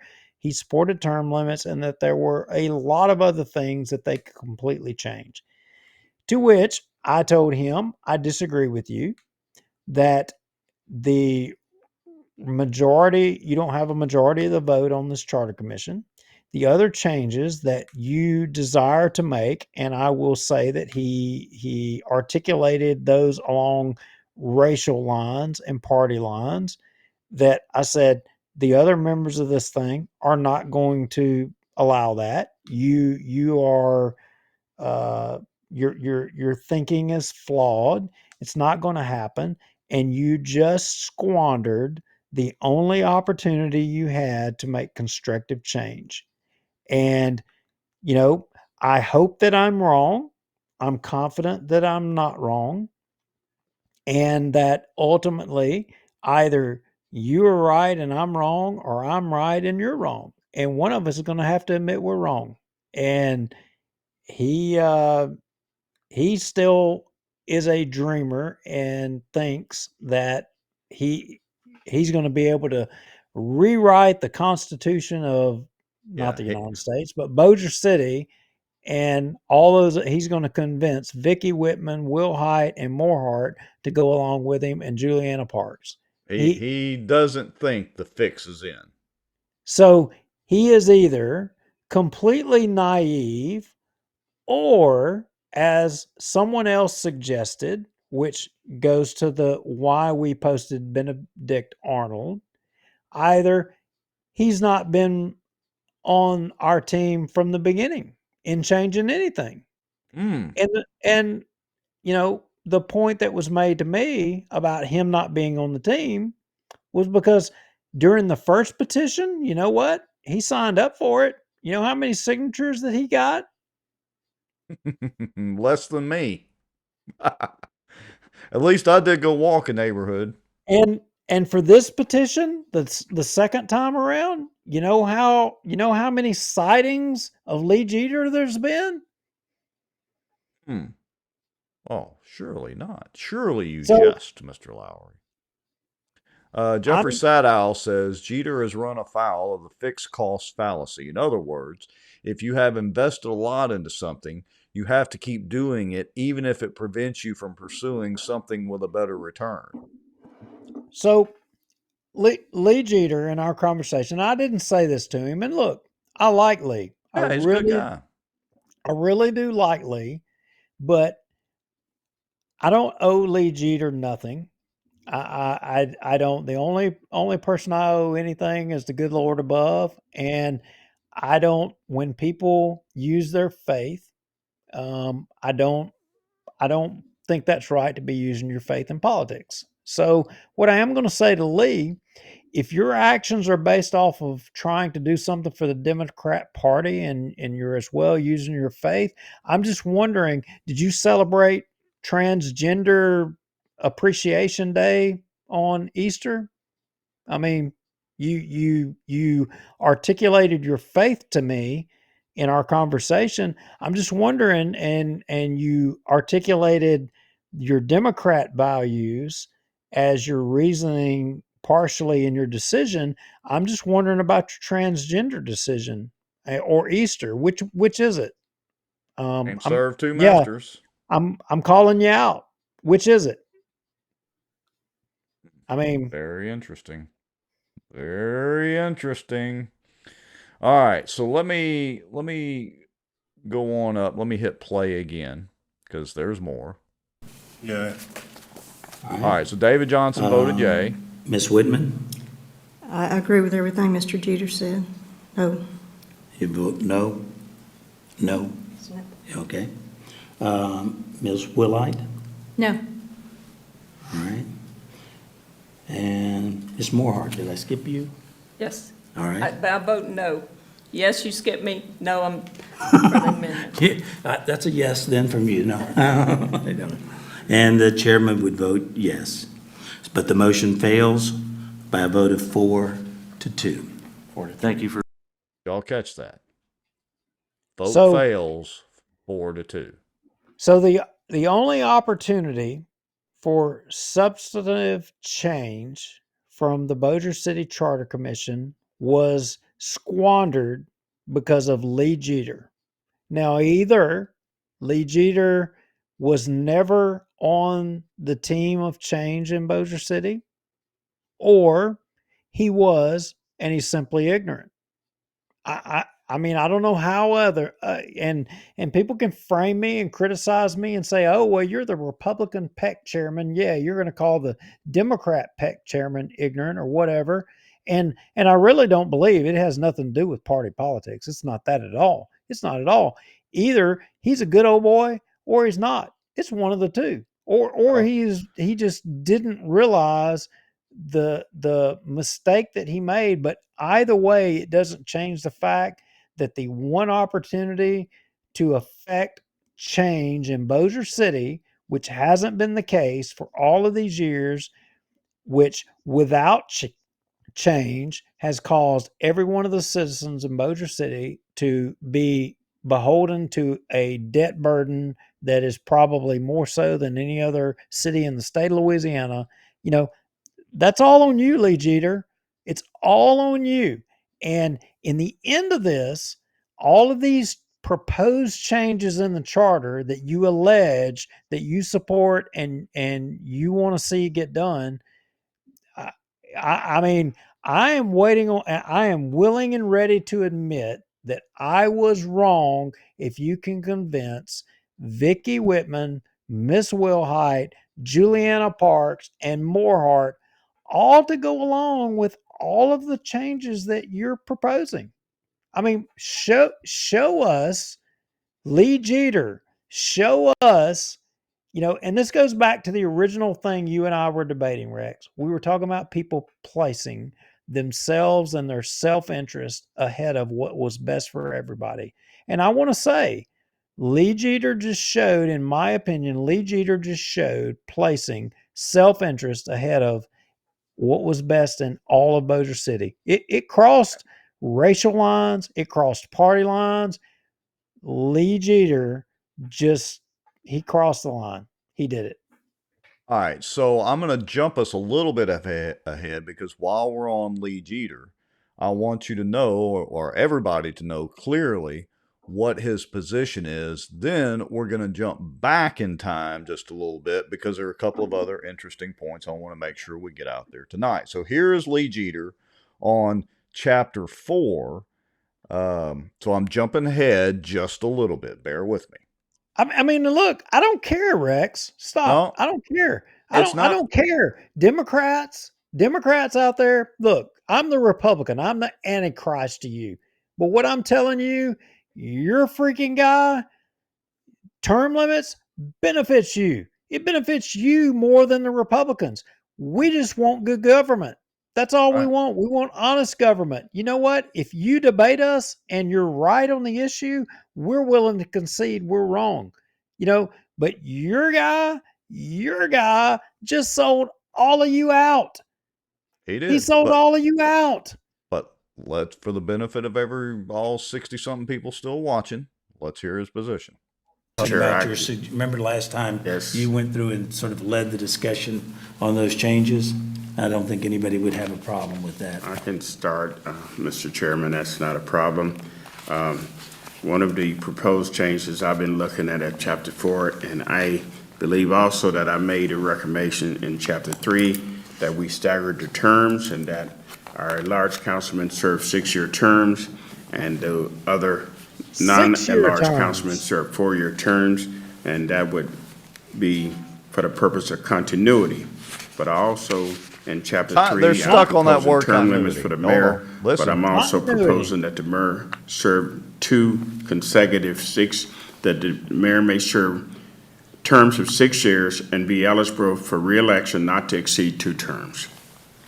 All right, did y'all catch that? 2 6-year terms for the mayor, and then staggering 4-year terms for the regular city council members and 6-year terms for the at-large councilman. That's Lee Jeter's position. So, okay, let me do the math. 2 6-year terms. Okay, that's 12 years. So 3 4-year terms. Oh, that's 12 years too. Huh. And look, what am I missing? Well, hold on. Christopher James Norris brings up a good point. Is Mayor Tommy putting his 2 appointments against each other, or could be pitting his 2 appointments against each other? Because Lee was reading a prepared deal. Or is Tommy Chandler really for term limits or not? Is he trying to poison the well? Because all Tommy Chandler has done is sign the petition. That's all he's done. That is correct. He's not come out and fought for it. His assistant city attorney is doing everything in his power to fight it and to prevent it from happening. I mean, and I would argue that I don't know his CAO. I haven't seen her out, supporting it and working on behalf of it. But, well, I was fixing to go down a dark road, and I'm biting my tongue. I'm biting my tongue. So Tommy appointed Cheatham. Cheatham is very much pro-term limits, but he also appointed Lee Jeter, and Lee Jeter's, what we're terming the Benedict Arnold of this deal. He's the poison pill, maybe. Well, again, allegedly, Lee Jeter, and I can tell you firsthand, in the first petition, Lee Jeter showed up and was like, he's gonna be a part, and you know what? He did nothing. He never helped. He didn't do squat. But he's not the only one. There's a lot of people that they made commitments and made promises and said, oh, we're going to help. Oh, we're going to do this. And at the end of the day, it fell on a few people. It fell on a few people that carried the load. People didn't think that we could get it done. We got it done. That wasn't why Lee Jeter, I don't think Lee Jeter was ever there to see to it that it got done. No, the truth is, and we can, well, we won't do it tonight, but we can absolutely name the names. But the truth of the matter is, it was you and Colonel Crockett. Ryan Haygood helped some, and a few others. I helped a wee little bitty bit. That's it. My It wife was and on my the kid. shoulders and the feet of you and your family and Colonel Crockett that did the vast majority of that. Lee Jeter was nowhere to be found. Yeah. Nowhere to be found. Made promises and did nothing. And here, the second petition, Lee Jeter still nowhere to be found. So that the fact that he was a plant from the good old boys all along, you know what? I got to tell you, I don't know. It's plausible. There's some more inside baseball that we could go into. Because to this point, he's made no contribution. The only contribution that he's made is to fight term limits in Bossier City. He's to fight what's in the best interest of every citizen of Bossier City. The only contribution he's made is to stand in the way of it. That's it. And Lee, you've got our phone numbers. You know, you're welcome to come on the show. You've been in the comments before. Come on the show. Yeah, you're welcome. If we're wrong, tell us. Show us what your pathway really is. Welcome to come on the show. I'm not going to be disrespectful to you, Lee, but we just have a different opinion on this. I paid you the respect of a call to tell you that I disagreed with your opinion and how disappointed I was. And, you know, after thinking about it a whole lot more, you know, you either made a totally ignorant mistake or either you're working with the other team. And if you're working with the other team and you don't agree, that's fine. Say that. Be a man. Say that. And don't dare try to throw your faith in this. That gets my goat more than any freaking thing, because this ain't about faith. Because if it's about faith, you would have been one of the first people standing up saying that Easter was not freaking transgender day. You know, own it. Putting party over faith. I want to hear it out of your mouth. I want to hear it. All right, so I'm going to jump back in time because Jeter questioned the process twice. So I'm going to start at the second time where he basically restates his question. Richard Ray answers it, and then we go into some fatal flaws, and we might have been operating under an illegal charter all along, Duke, and we'll kind of wrap up the show when we get to that point. So here we go. Here's Lee restating his question about the process. Clear. Okay. As I'm reviewing this charter, those proposed changes that have been made by the mayor and the council, I'm taking those under consideration when I review those sections. The public comments that we received from the citizens, I'm taking those in consideration. At some point, whatever is decided, we've got to put it in a draft form for this body so that we know what exactly we're voting on. And so my question is, who's going to put it in that form, and who's going to draft those proposed changes to the charter for us to have a final review so that we can vote? If we vote on the entirety of the charter, how we're going to vote? Because I'm not going to remember when we get to chapter 22, or chapter 20, what we discussed in chapter 1, even though I've got some extensive notes. At some point, we've got to begin to compile the things that we agree on that need to go into the charter as proposed changes that we're going to submit to the council. Because whatever we submit to the council, they have to submit to the voters. So my question is how we're going to do that, how is that process going to take place? Mr. Jeter, if I may, I've tried, Richard Ray's answer, as we go through this, to make the suggested changes, and that is what, like the draft that you have that we distributed last week. Right. When I thought we had a meeting on the 20th, I got it ready and sent it out, and thank you for correcting that. But there's a All right, so I'll save you having to listen to Richard Ray's fingernails grating on the chalkboard anymore than we have to. But basically, Richard Ray's contention is that he's drafting revisions to the charter as they are suggested and they discuss and go through. All right. Well, let me stop right here. I got to know. Okay, so for all of y'all hanging in there watching, there's 70 to 80 people. Y'all are hanging in here. True Blue. How long have we been at this now already? We have been at this exactly 2 hours, 29 minutes, and 27 seconds. Okay, for the 70 to 80, it fluctuates a little bit. How much torture are y'all willing to take? Because we're at this point. We last show we were going to go into this deep dive on the technical part of this charter commission stuff, and we're at this point of going a little bit deeper.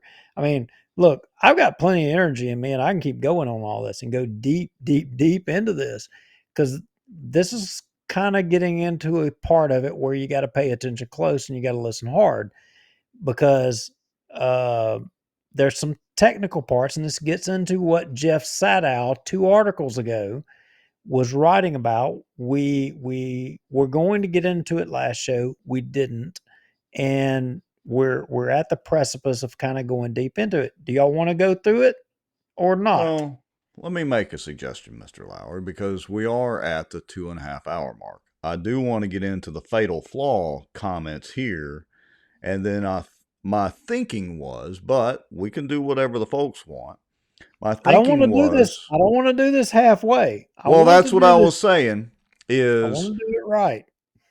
We'll end with the comments from Richard Ray on the Charter 2005, and then let's save the technical dive to be the first item on next Tuesday's show.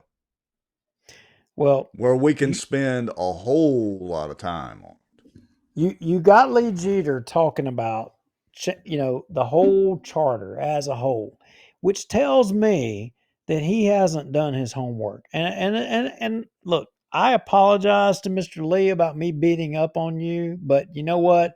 We've gave you enough grace up to this point. But the fact of the matter is you've not done your homework.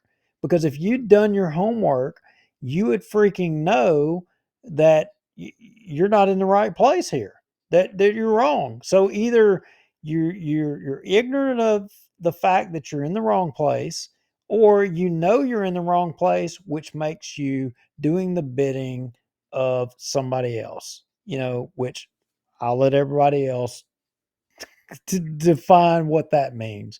But all right. Let's hold that thought.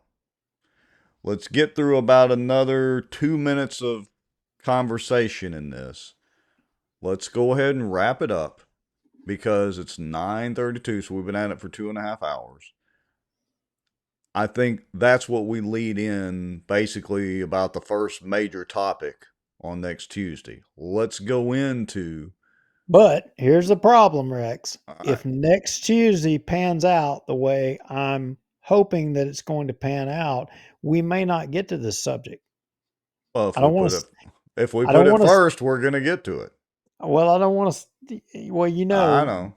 Next Tuesday is going to be a big Tuesday if it works out the way that I'm thinking, but we're not going to get to this. It's not going to happen. We will get to it. It's our show. We can do what we want. Maybe we'll do an extra Bossier Watch. It's our show. We can literally make whatever rules we want.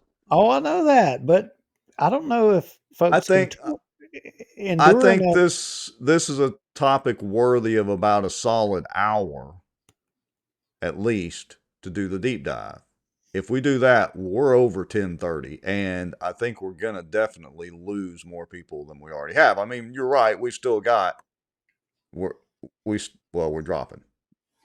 Yeah, we've still got an hour to 2 hours of content regarding just specifically this subject to enlighten all of you a little bit more deeper on this charter commission thing. I mean, because I no more debate about it. Let's do the couple of comments. We'll save that for the next show. Even if it works out and the other deal happens, we'll do a special episode if we have to. Okay. All right. Okay. So here we go. Colonel Crockett points out Sadow's article and a fatal flaw. So we want to hear this, and then one more comment. Y'all hang on, because you definitely want to hear this ending comment. Okay, here we go.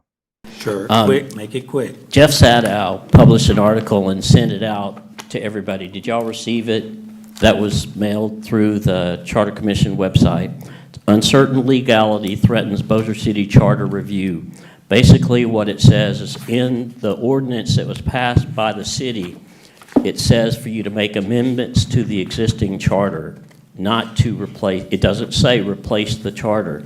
And if you read the guidelines as we get to the section in 501 where it talks about it, and then if you wait till the very end of this process, when you get to section 21, it's going to define that process. And it's very clear if you follow the guidelines that's in the charter today. It talks about a process to amend the charter, not to replace it. And in the ordinance that was written for this group, it says to amend the charter.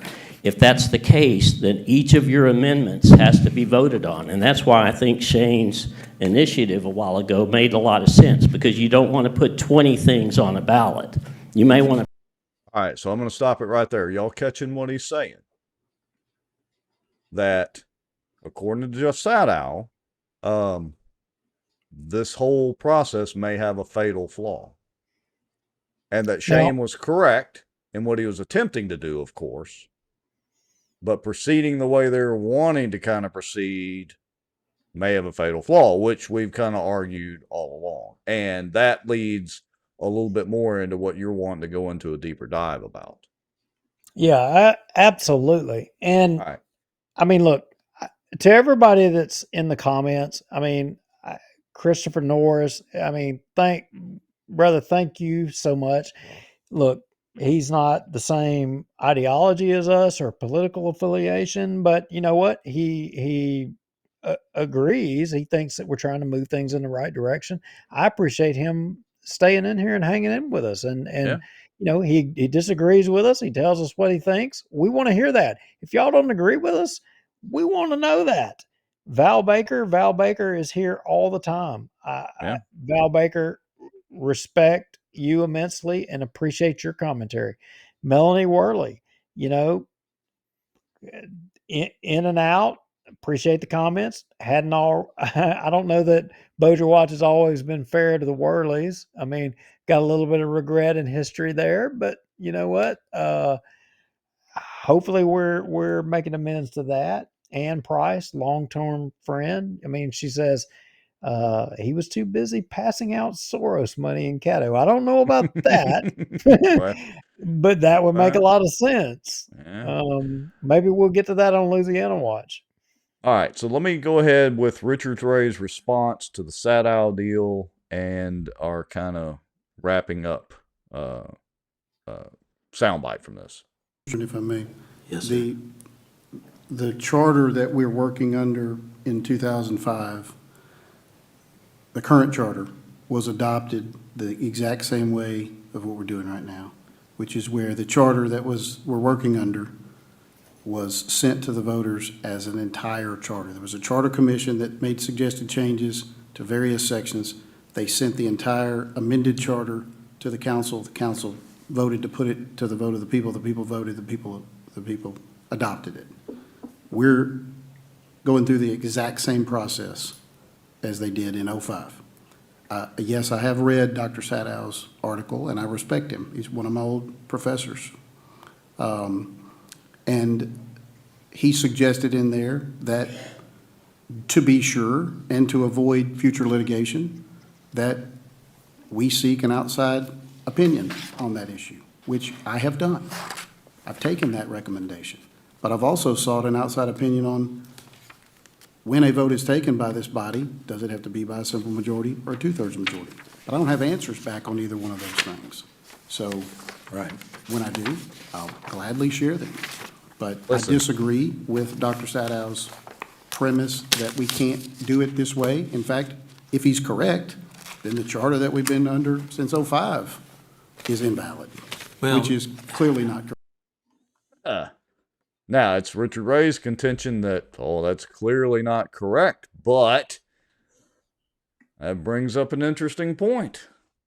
It definitely does. Boy, I'll tell you, Bossier City. Did you ever see? Have y'all ever seen that map where it had Louisiana broke out into like descriptions of the regions, and it had Northwest Louisiana as nothing but a bunch of cowboys? Yeah. I agree with that. I agree with that. Bossier City and we're nothing but a bunch of cowboys. We make the freaking rules up as we go. We're just a bunch of cowboys. Yeah. I agree with it. It's nothing but tombstone all over. They're going to go around and have the little red bandanas on them. Well, all right. I will say next show. So, like, we're supposed to have, probably one of the most consequential guests on our show that maybe we've ever had. It's still a little up in the air, but what I would say is that if you're hanging in here now, you're gonna want to be here next Tuesday, because if this guest comes on the show, it's going to be a big deal, and it'll be the most consequential guest that we've had on Bossier Watch since we started this thing. It'll be our 200th show. You know that. Wait, do I get to actually talk to Trump on the show? Is that what you're saying, Duke? I didn't say a name of who was going to come on the show, but see, I was trying to make you slip up. We're just little guys. We're nobody. We're in the podcast media world or whatever. We're little fish. We're wannabes is what we are. But it doesn't matter. We're focusing on our community. We're focusing on trying to make things better in the way that it doesn't mean we're right, but we're trying to make it better. Right. That's what counts. For 199 plus, really over 200 shows, we've been putting information out there, as we said, from day one, and then you get to decide. I think most folks can agree we've lived up to our deal about not really moderating the comments either. You can say what you want, and our only rule is keep it relatively civil, keep it relatively clean, because we do have, some teenagers and teeny boppers, a few of them that watch from time to time. So that's our only restriction. Yeah, that's it. Policemen, firemen, y'all have got to get on the same page ASAP. ASAP. And you got to make a decision. You're at a crossroads. Time to do that. There's no better time now than any other time in Bossier City history to set public safety as the priority of Bossier City. Not monuments, not overpasses, not concrete and steel. Public safety. You guys got to get on the same page, and it's now or never. Now or never. Yeah, you're right. All right, Mr. Lowry. So I put a little popcorn symbol by the term limit Sabotage, because we're going to continue term limits depending on the scheduling of next week's show.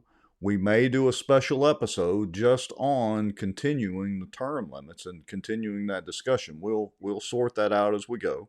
I would like to encourage y'all to stay tuned on Thursdays.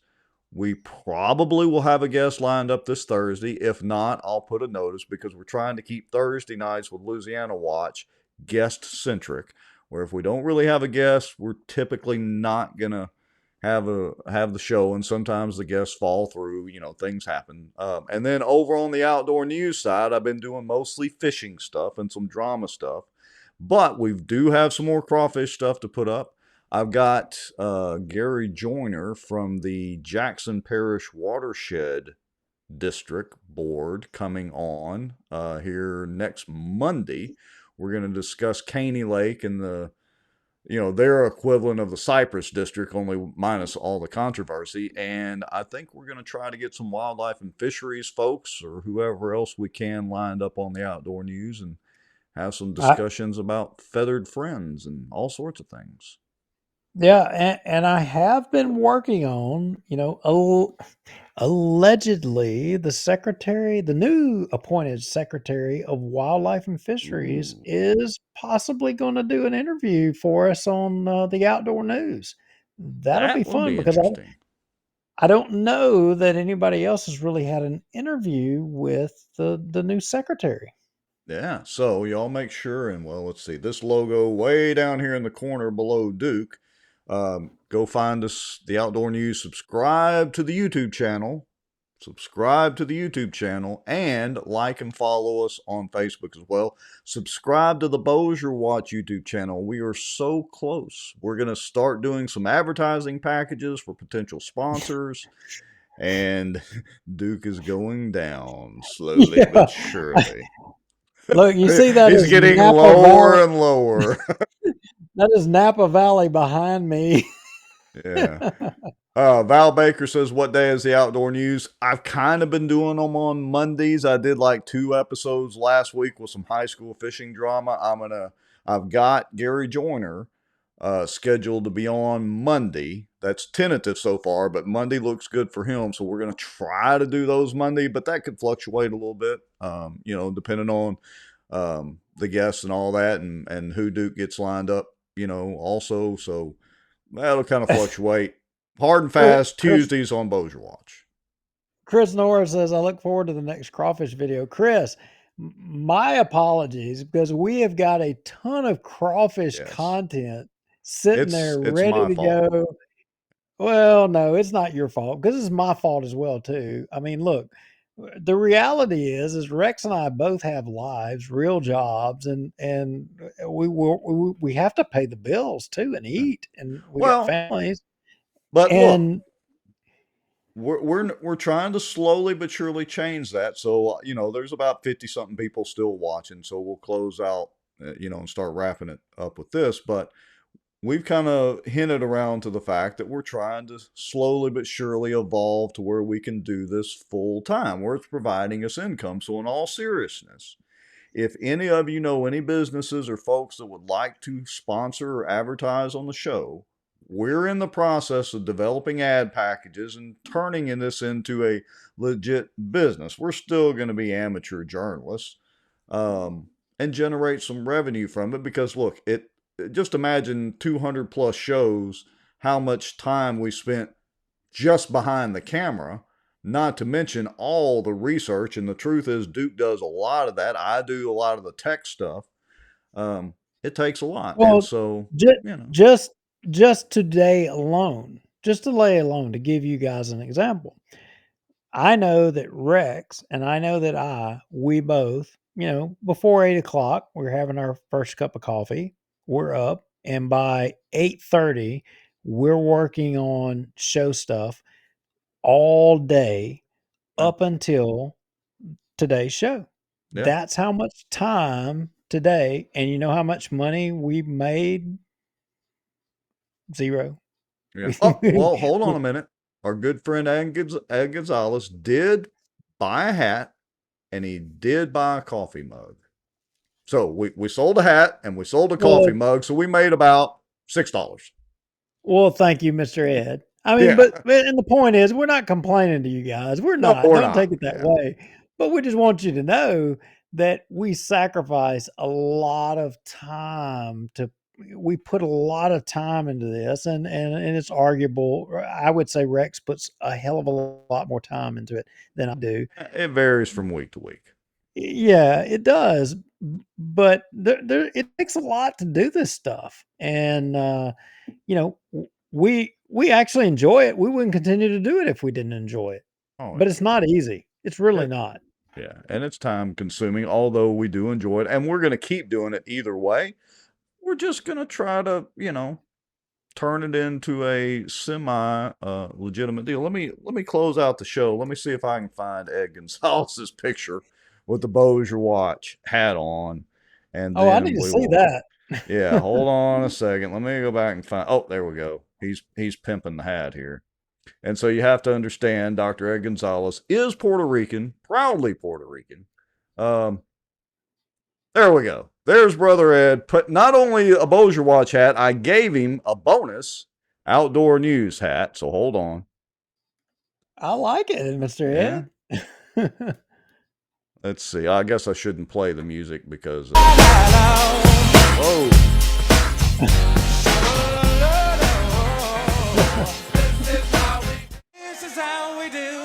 Sorry to blow the eardrums out, folks. Okay. All right. Okay. Sorry to blow the okay. eardrums out. Now you're going to show Mr. Ed, so you got to show look, I'm improving my game as well too. You got to show my video. Oh yeah. All right. We gotta get some feedback on my video. Yeah, if I'm gonna risk not getting out of Facebook timeout by playing unlicensed music for that video. And now we'll show your video. All right.